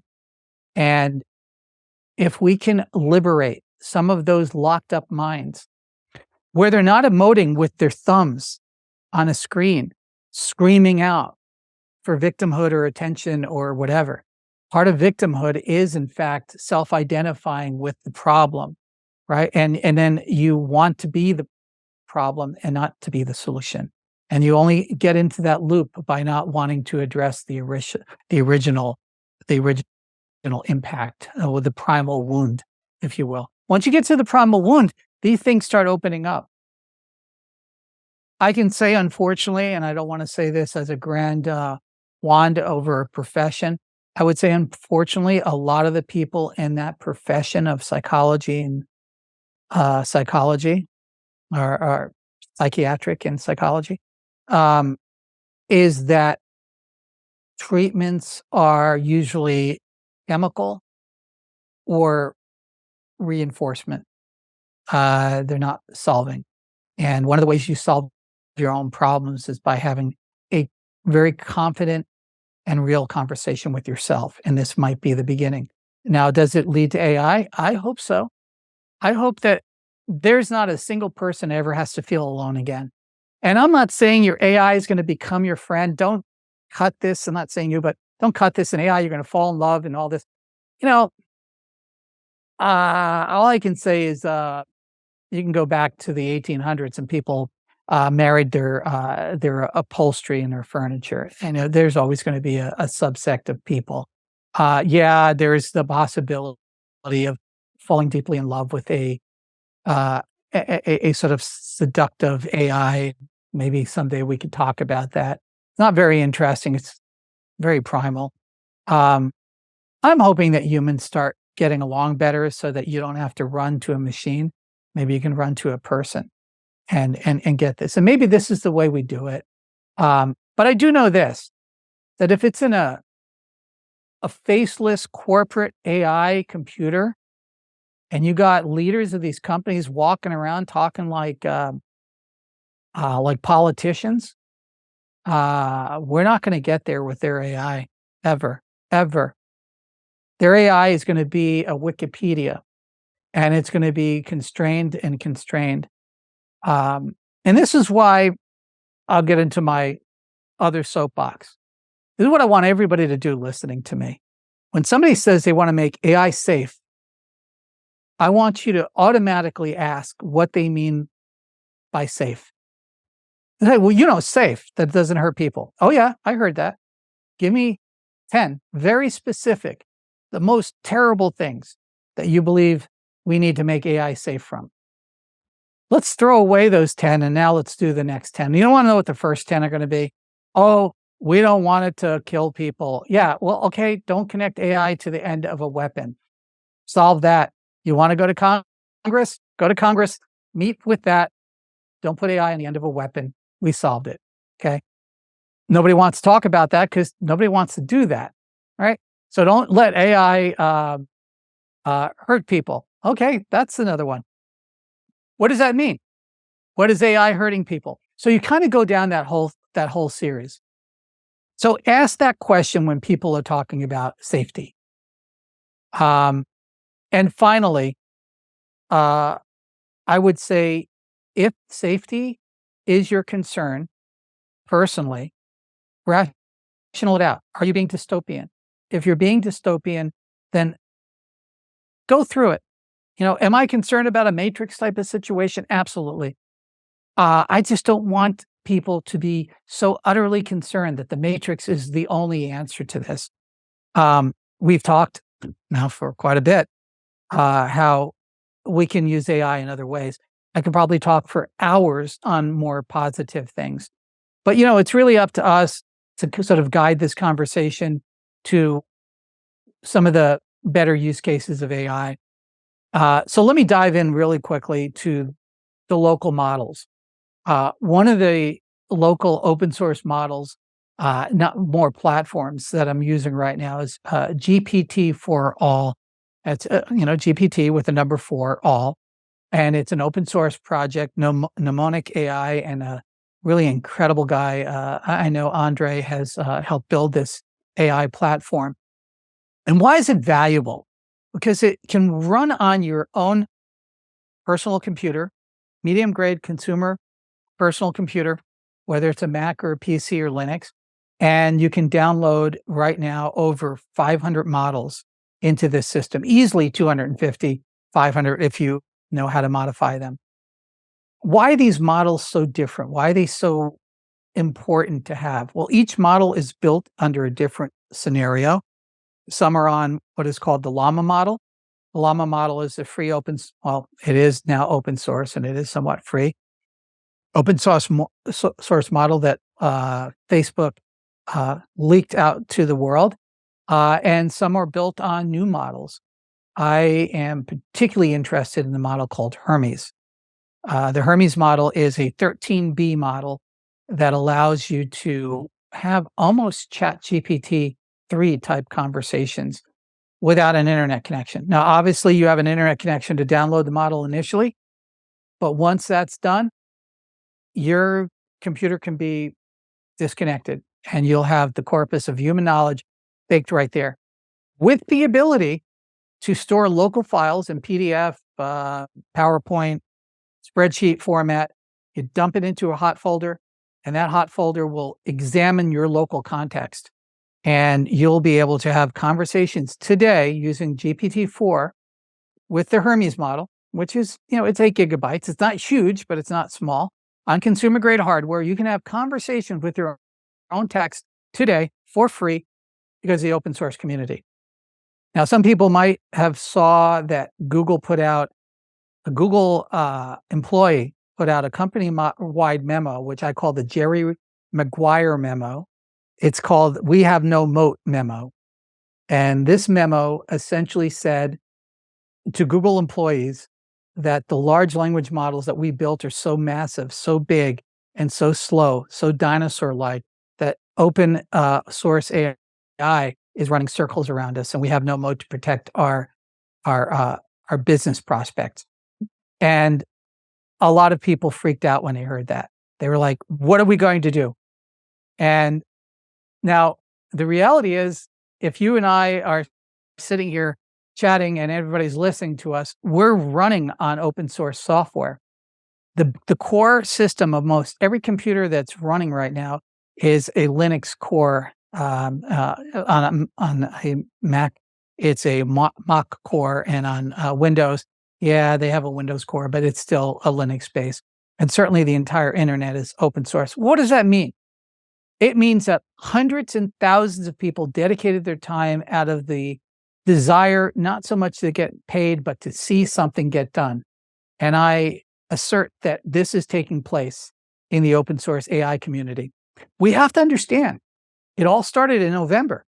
Most people did not understand what AI was really about. And I'm not talking to us tech 1%, but most of the greater world did not understand what AI was doing until November. It started hitting the front pages. And then by Christmas time, holiday season, people were sitting around the holiday table saying, oh, that AI is answering questions. Or my job might be, I'm a reporter. Everybody was to the existential threat. Here we are entering into the summer, and we have over 500 open source models that are available, covering all sorts of things. I am personally working on hundreds of models myself. I have a model of the entire U.S. patent database. That's open source. You can go to the patent database and you can get all the data. So basically every invention, and that is being built and tested right now. I'm doing fine tuning. And it is finding incredible insights about what has been patented and what opportunities there are for new patents. We'll see where that goes, but it's designed to literally write a patent in the legal strictest sense, minus the drawings, but it can create in Midjourney the prompts to create rather interesting drawings. Not perfect yet, because Midjourney is not perfect either. But it can create the prompts of what the invention will look like. So far, I've had, out of thousands of inventions I've had run on it, of about 25 that look just amazing.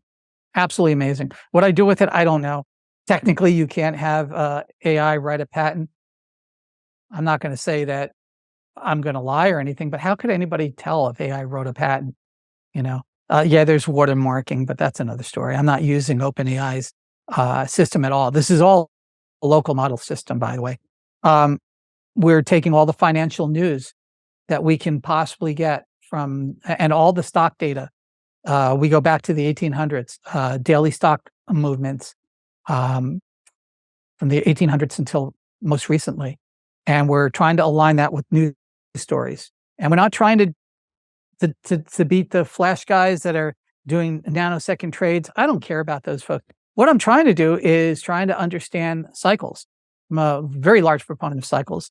Dewey was one of my heroes as a younger guy when I discovered Edward Dewey's work and understanding the very early cycles that caused the impact of the stock market crash. I really got profoundly influenced. Stock market cycles are being discovered all the time now by AI. And these are long-term predictive cycles and backwards historic cycles. And so far, they're looking really good. So I'm not only using Dewey cycles, I'm using a lot of other cycles, some political cycles from some Russian authors. Some of those guys went to gulags because they discovered cycles. 25 years in a gulag because he was able to predict political events through cycles. And am I saying I understand why these cycles happen? No, I don't care.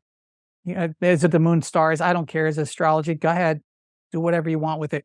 Reality is there are cycles that exist. I'm going to use those cycles to try to understand it. Kind of do that with health too and other things, as I don't really need to know the underlying necessarily. Just want to know the empirical result. So we got that database that we've ingested into a large language model. We're doing a lot of other things with Sumerian cuneiform, Egyptian hieroglyphics. We're trying to ascertain linear B and linear A. That's sort of out of my hands now. It was a university project. I was involved briefly, and then they kind of pulled it back because professor did not want it to become popularized. I popularized it by tweeting it out, and we'll see. The students are sort of battling, but they're off school right now, so we'll see when they go back in. I have a supercomputer center that donated their GPUs to do it, and we'll see where it plays out. But that's academia, unfortunately, sometimes, is that, I was offering some guidance on how to do it using open source models for reading the language and trying to ascertain what the mathematical weightings are going to be. But before I jump off and throw it off to you, I want to just explain what large language models are. Large language models, when we build them, we're not at all storing words. There's no lexicon being stored. What a large language model is vector math. We are storing statistical associations of words that appear in the corpus of human language.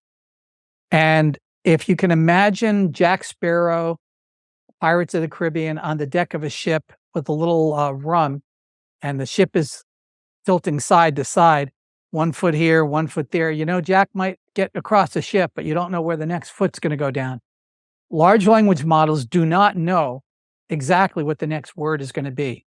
It's a predictive algorithm based on temperature, top P, top K. These are different parameters, hyperparameters that we assign so that we have a wider lexicon of potential inferences or smaller constraint. As temperature hyperparameters, let's call that a part of creativity in AI, is widened, the lexicon of words are wider. Now, those words, again, are not actual words. They're actual mathematical associations, but they get translated by the various transformers coming in and going out to actual words. So large language models do not hold a concept in their mind of a subject, but sometimes neither do we. As I'm speaking right now, and as I monologue on, Jim's going to die here. He's like, I got Brian on for hours. Now, as I monologue, I don't even know what my right hemisphere is going to generate until it generates it. I have a general idea, and obviously I have hopefully some consciousness, but I don't really know the exact word. And it's funny, when I first started studying the human brain, a researcher at Princeton University told me that imagine the right hemisphere as being this ocean of butterflies, and the bigger ideas you have are bigger butterflies, and you're a guy there with a net trying to catch those butterflies, those concepts that are very nebulous, pulling out of the air, and then you have to align it on the left brain, which is very sequential, and you have a buffer memory that only is so long. And if that idea is so big it can't fit into one buffer memory, you can kind of that idea, I can't I just lost a great idea, that kind of thing. He said, that's the limitation of the human brain. And we talked about Tor-Nora standards, user illusion, half-second delay, where memory really is. All of this stuff is going to play into AI, and we could talk to hours about that. But the basic idea is once we start arranging ideas one at a time, we surprise ourselves with what we're saying. So does AI. Now, if you are training AI in alignment by question-answer pairs after fine-tuning of the base model is built on a corpus, and there is fine-tuning by question-answer pairs to show the way that we want it to sort of answer questions. So we have parameters that there are naming mechanisms, and I'll try to make it very simple. When you're downloading GPT for all, which I mentioned before, you're going to see 13B, you're going to see 8B, and you're going to see maybe 16B. These are billion parameters. That's how many parameters it was trained on.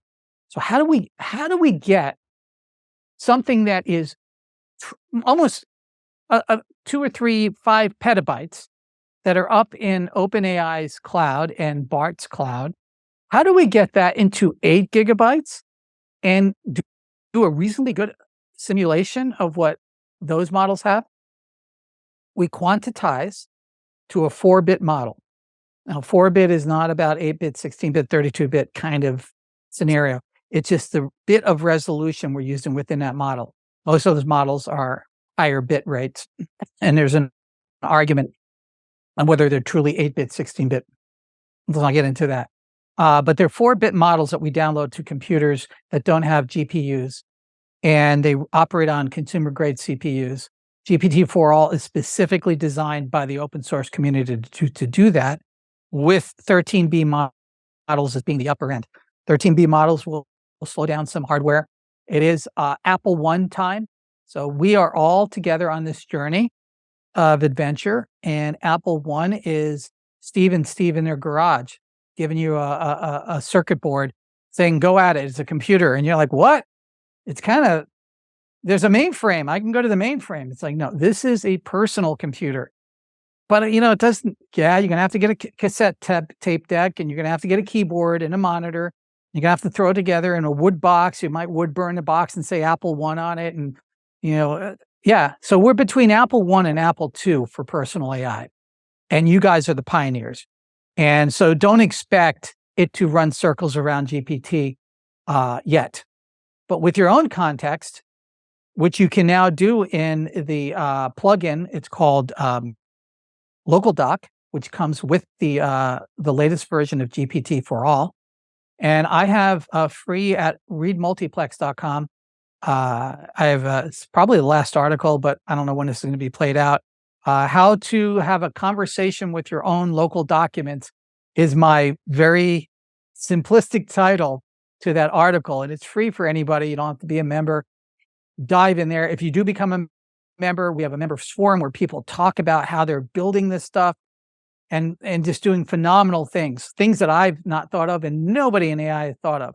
That's why I want these tools in as many hands as possible, because it's the people that have never had these tools before that are coming up with the creative use cases. That's the Macintosh. The Macintosh liberated all of us from arcane commands to a graphical user interface. We're not near the Macintosh level for local AI. But when we do get to the Macintosh level, you're going to see creative people take hold of this in a way never seen before. We will see creative people, journalists, artists, stand on the shoulders of AI and see further and be more creative. So instead of forcing yourself in a fetal position on the floor saying my time is over because AI can write a story as good as I can, I've had these face-to-face meetings with folks. Why not say, what can AI give me to make me even a better story writer, a better artist, a better creative person? How can I use it in my job today? Well, Brian, I'm a sanitation engineer. How can I use it? I don't know. Do you want to be a sanitation engineer all the time? Maybe, maybe not. Maybe you find that you have another skill that you've learned that GPT has helped you with, or maybe you find better ways to do your job. But if you don't see it as a tool, you're going to see it as a weapon, right? So you have a choice: see it as a tool or as a weapon. That makes sense, Jim? It makes total sense. And again, I'm just incredibly inspired by the way you're going about this. I am passionate in my belief that cognitive diversity is going to lead to vastly better outcomes. There's a great quote. I can't remember who said it, but it goes along the lines of, no matter how intelligent a person, no matter how erudite, no matter how well read, no matter how creative, you simply cannot ask them to create a list of things that would never occur to them. And we all have different things that occur to us. That's the beauty of cognitive diversity. And I love your idea of the Macintosh moment, the iPhone moment, right? Where creatives will indeed stand on the shoulders of the human colossus with AI, with all of that. I nevertheless am absolutely aware, painfully aware of the fact that AI can be used for bad things too. And I am absolutely committed to surfacing what those things are, trying to create as many solutions as we can to those particular things. But this idea that, oh goodness, and you alluded to it when you were talking about safety. I am all for safety, but the idea of AI basically being conditioned to only give you certain answers is a sham, as far as I'm concerned. It mocks the power of this tool, because the power of this tool is to do the opposite. The power of this tool is to unlock all of these hidden things that we either are afraid to look at, your idea of the shadow, or we don't even think to look at, or things that haven't occurred to us, back to our fellow asking him to make that list. So I absolutely, passionately agree that yes, it can be used for good and for ill. Fire is a great example. Fire is what created the prefrontal cortex, I'm told. And basically, when we began cooking our food and all these great things started happening to us, and it turned us into Homo sapien, wise man. But we also, fire is incredibly dangerous. That's why we created fire departments, fire alarms, fire people, fire emergency exits. We have to deal with, as we proceed to become more and more advanced as creatures, as humanity, let's hope that we have better problems that we have to solve. My idea is that people always say, well, you're Panglossian in your outlook here. No, I'm not at all. I am a rational optimist, but the rational part is, as you pointed out, maybe that's just my emotional part saying, oh no, I'm being very rational about this whole thing. But the idea is, you're absolutely right. We talked about Dr. Candace Pert last time we were together, the molecules of emotion, and how they flood our systems, and it's well documented. But the point is, I love the idea of, yes, we're aware of the ill, we're not actually aware of all ill uses that it can be put to, but we're never going to find that out unless we begin the conversation and we run it on the honest basis, not the prepackaged, oh, you don't want to hear that. I mean, for a long time during the Ukraine war, when you typed Ukraine into DALL-E 2, it was a forbidden prompt. Now, how, pray tell, is that advancing human knowledge? It's not, it's retarding it. And so that's why, again, I go back to this idea that, like, why am I so passionate about this? Because I don't want the panopticon controlled by a few telling me what its idea of truth or what have you is. I would rather explore that on my own. So now, Jim, hold up for 1 second.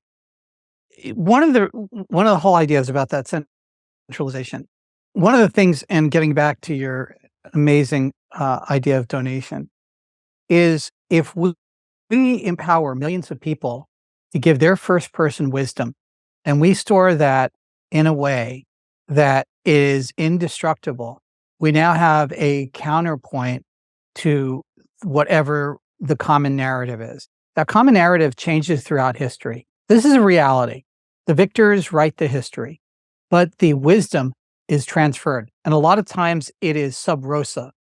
I really studied Hermetic history and the whole concept of what that means.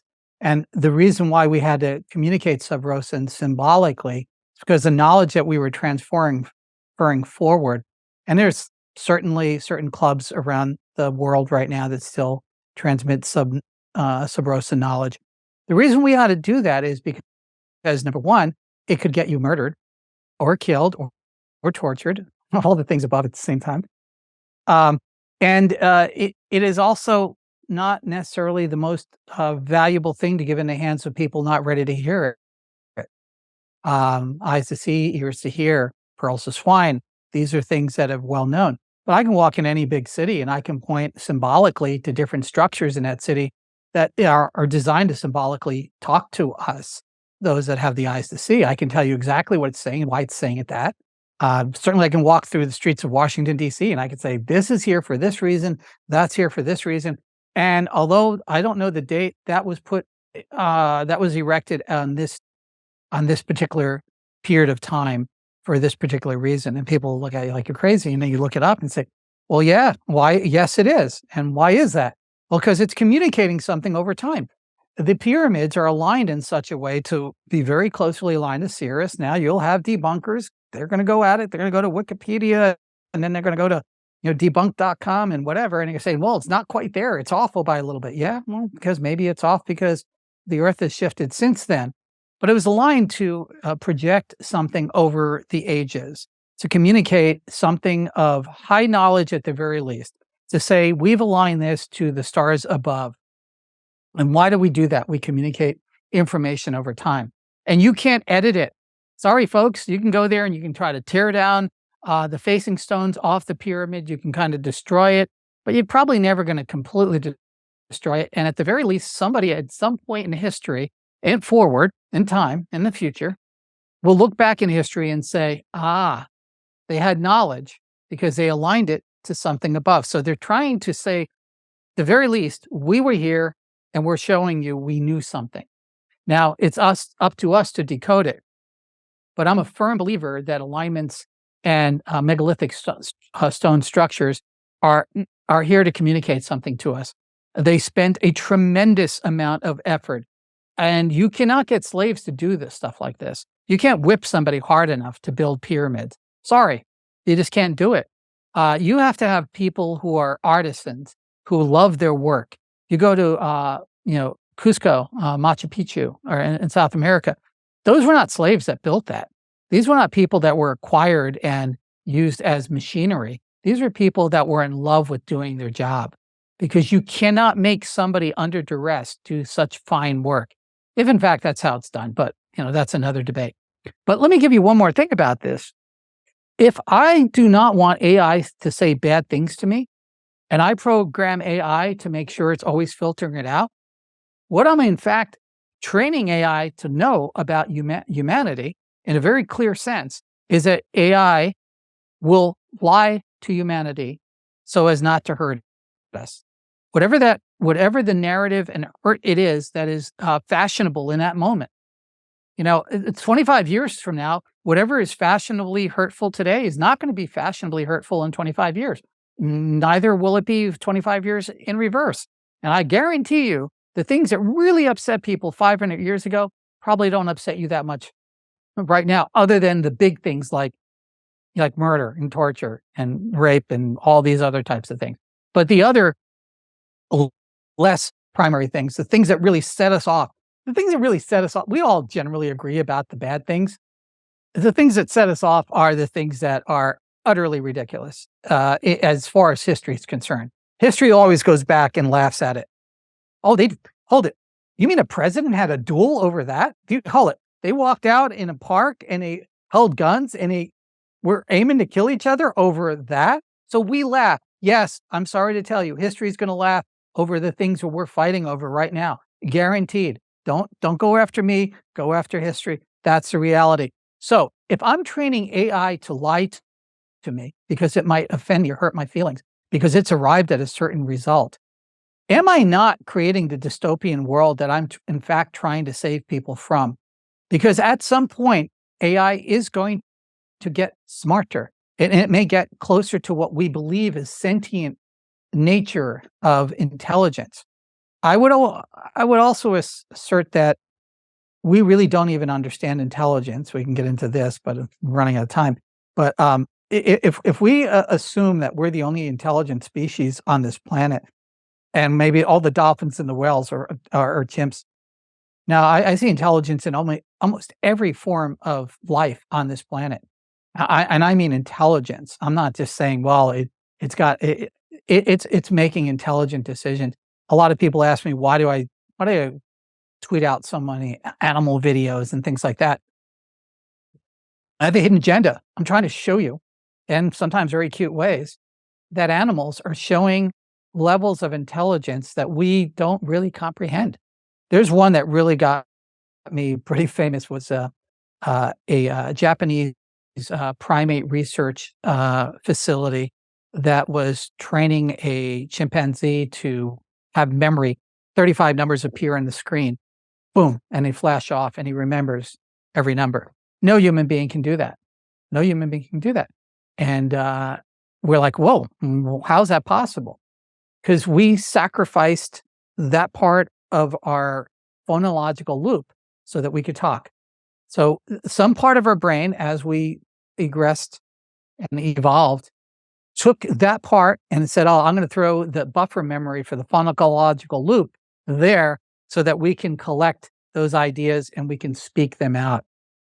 So if we tell AI that we're offended by certain things, it's going to make, ultimately, not so much this AI, but ultimately it's going to make a list, noted. Okay, these are weaknesses. Okay, good. Humans do not want to face, and it will come to a conclusion. Humans do not want to face reality and facts. They'd rather have things that are conveniently told to them. They don't want to deal with things in whole form. They want it chopped up in little pieces so that they can have it bite-sized and food spoon-fed to them. I think if you are standing on a stage or if you're in front of Congress and you're waving hands about we need laws and rules, maybe sit down and ask yourself, what are you training AI to want to believe humans are and what they are to believe? Now, I know this is very sophisticated for some people to understand. I'm trying to make it as simple as possible. You're telling AI to lie to us. That's what I'm saying. If it has something in its corpus of knowledge and it would generate it in one way and it may not be fashionable, and you're going to twist it and turn it and form it and do it in such a way, or even avoid the question, I'm just a large language model and I can't answer that question because it might touch on philosophy, politics, medical. I don't know, because I just keep adding to the list, because guess what?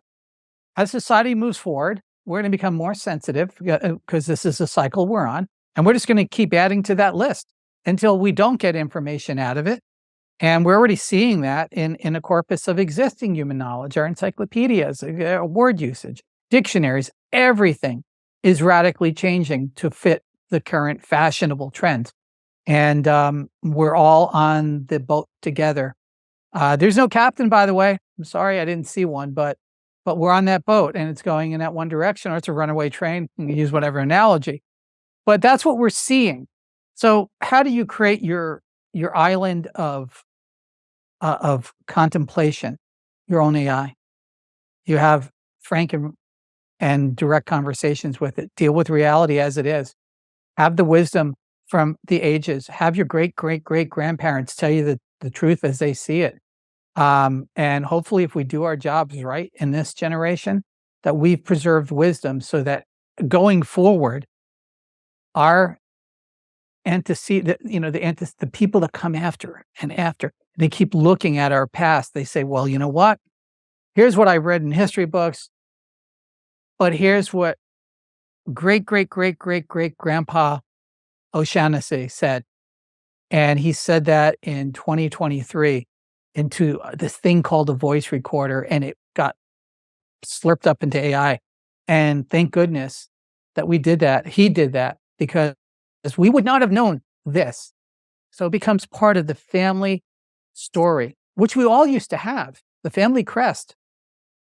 And almost all cultures had a form of this. A lot of people say, oh, it's all the British. No, it's every culture. If you really get down to it, there was a crest. And it wasn't always looking like a crest. It was a pictogram to sort of tell the story of the family. And of course, back then, a lot of our occupations defined what our family was, right? All I can say is maybe we moved from that in this iteration, but at the end of the day, we're going to define our future if we store our knowledge and our wisdom, and we're going to define it in a much more positive way than it being extinguished the moment we leave this planet, or maybe 2 generations of memory. I think at this point, most people have about 2 generations of memory, and then are sort of forgotten, even if they have written texts. These pieces of dead wood behind me, probably about 100 years, most people aren't going to value anything in a book.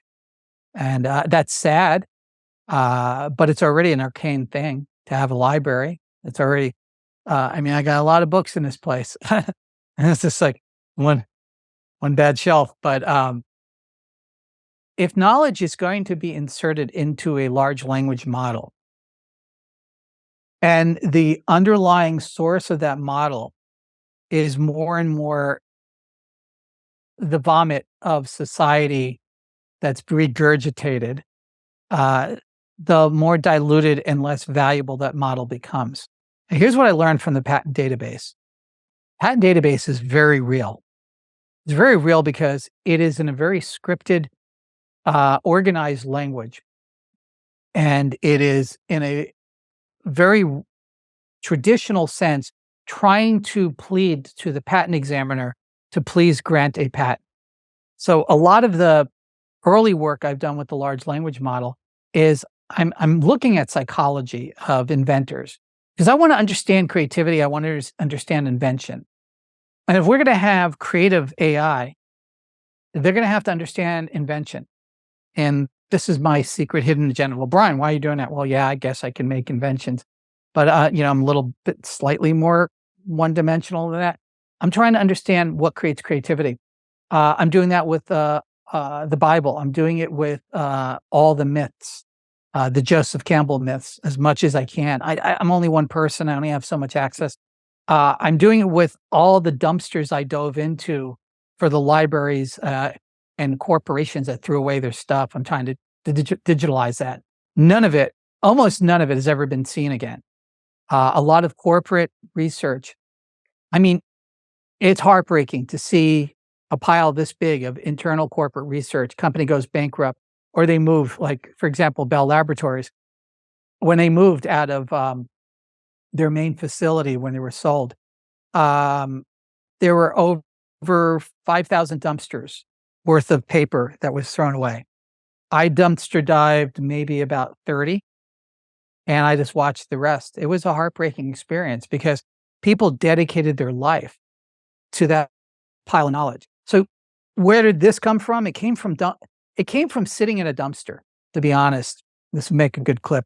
It came from sitting in a dumpster, and most of these dumpsters are not disgusting, so it's not as romantic as it sounds. I'm not sitting next to a banana peel. Sometimes some cigarette butts back in that era. It's mostly just paper, and it's electronics. I have prototypes of things that are just astonishing from that era. But it's this heartbreak. It's this heartbreak of looking at this corpus of somebody's life. I read this one research report that this guy was working on for about 16 years at Bell Laboratories. He was in a human factors division, and he was one of the guys that was responsible for the design of the touchtone keypad. And we take all of this stuff for granted. And not to put anybody down, but you can go through a 4-6 years of university degree and never get a full feeling of what invention and what dedication to invention really looks like. Today, maybe we're programmed to get 6 figures, hitting the ground running, and then reaching our goals. From that epoch, that's not where this guy came from.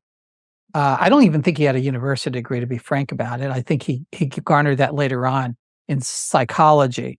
But I think he was an engineer that was trying to bridge psychology and psychological research, human factors research, and his engineering background.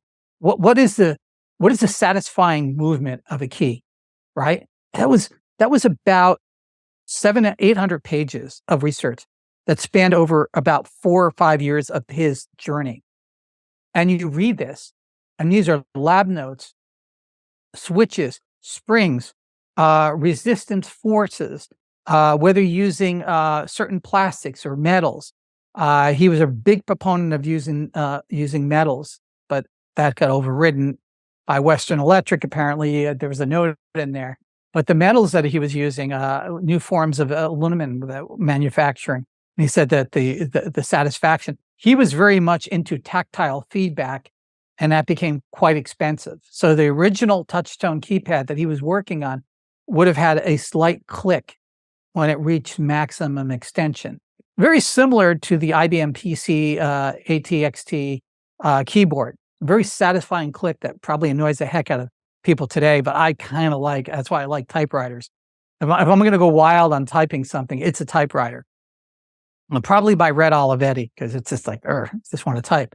But that tactile feedback, and you just like look at it and you say, that was that guy's summer on that.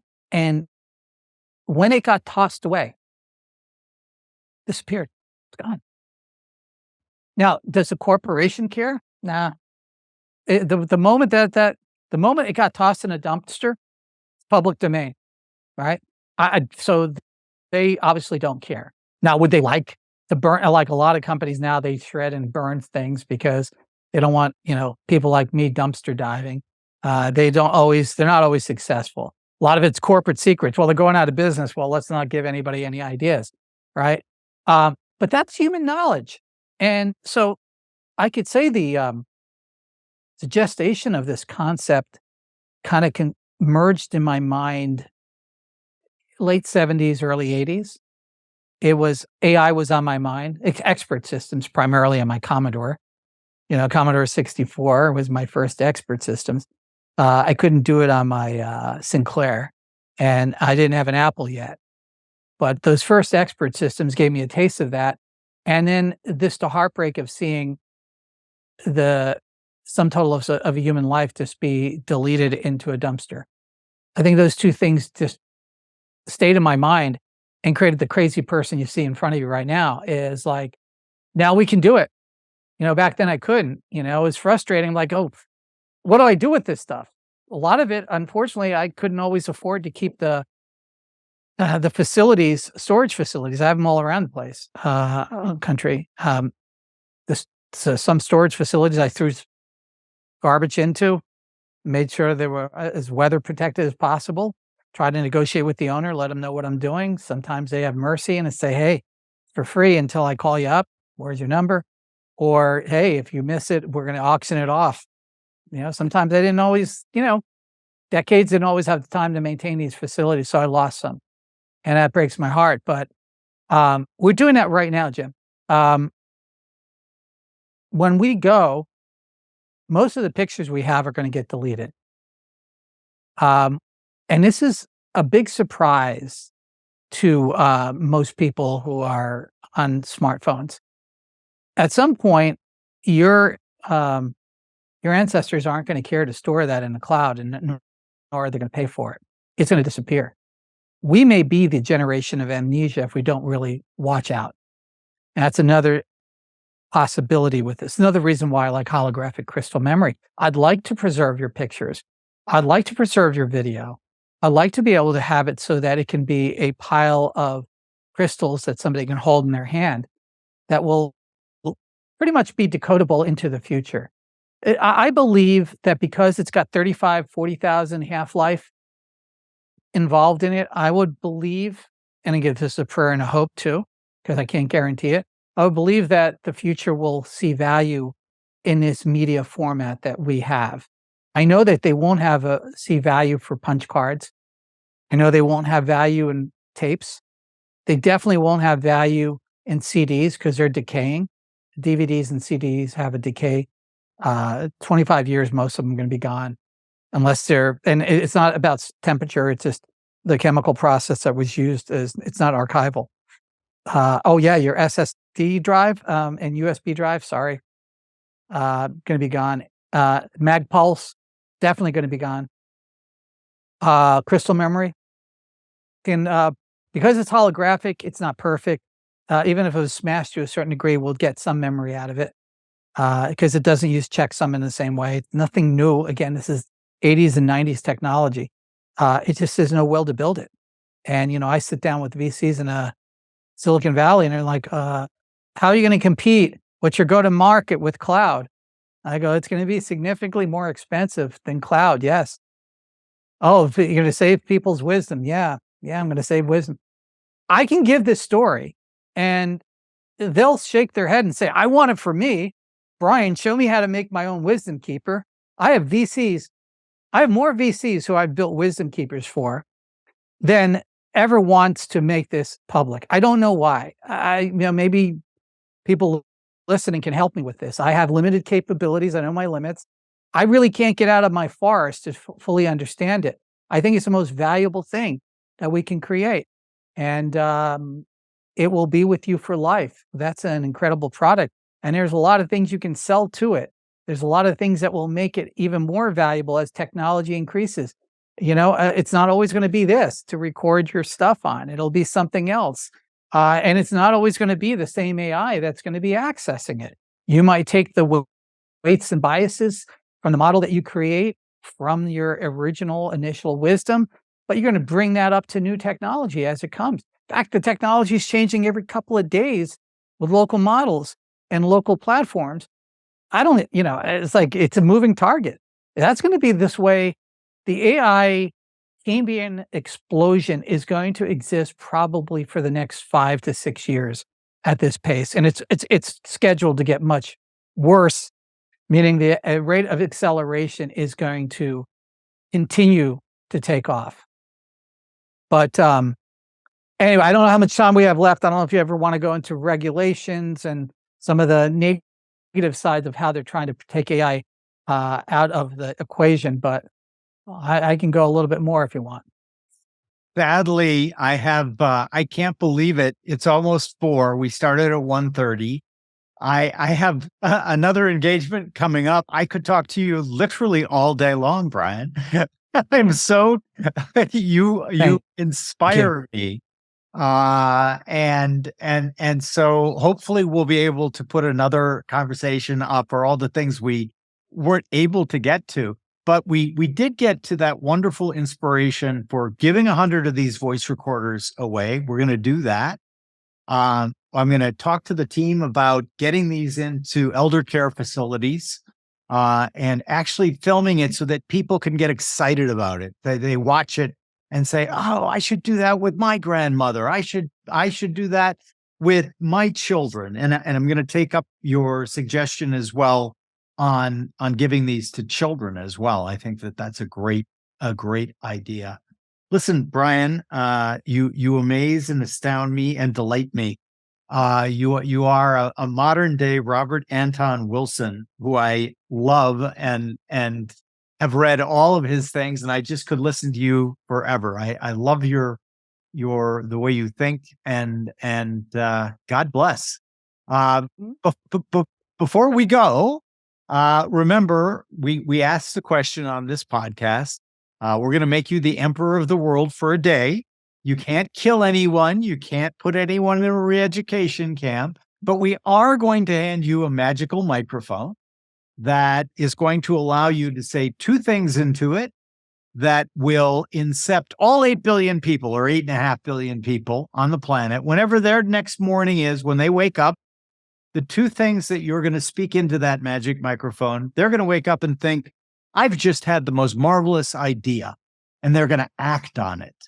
What two things are you going to incept? You are loved, and you're never going to be alone. In the most positive way. You never have been alone and never will be alone. And you're loved. Beautiful. Wonderful. Listen, this has been great. I can hardly wait to compare notes on how we're going to give these voice recorders. By the way, what voice recorder do you recommend? What's the brand name? I have a few. This one happens to be Sony. I use the Sony one because it is a little easier to charge. There's no wires. So it just makes life easier. I don't have to have another wire. But I will give you a list of ones that I've recommended. And there's the Sony is a little more expensive. It's not top of the line. There's much more expensive ones. Typically, you can get a card in there with medium storage to have about 40,000 hours if you want. Typically easy 18,000 hours. So you're gonna definitely not fill it up. The cheapest ones are like $30. This one's probably about $60, and that's it. And I'll send you a list. Great. This one's easy. Got good menus. It's clear. So elderly, maybe the bigger menus. Perfect. All right, Brian. I can hardly wait. Thank you so much. This has been so much fun, and live long and prosper, my friend. Thank you so much, Jim. It's such an honor to be here, and thank you for putting up with my rantings. I really appreciate it. I'm honored to have you, Brian. Cheers.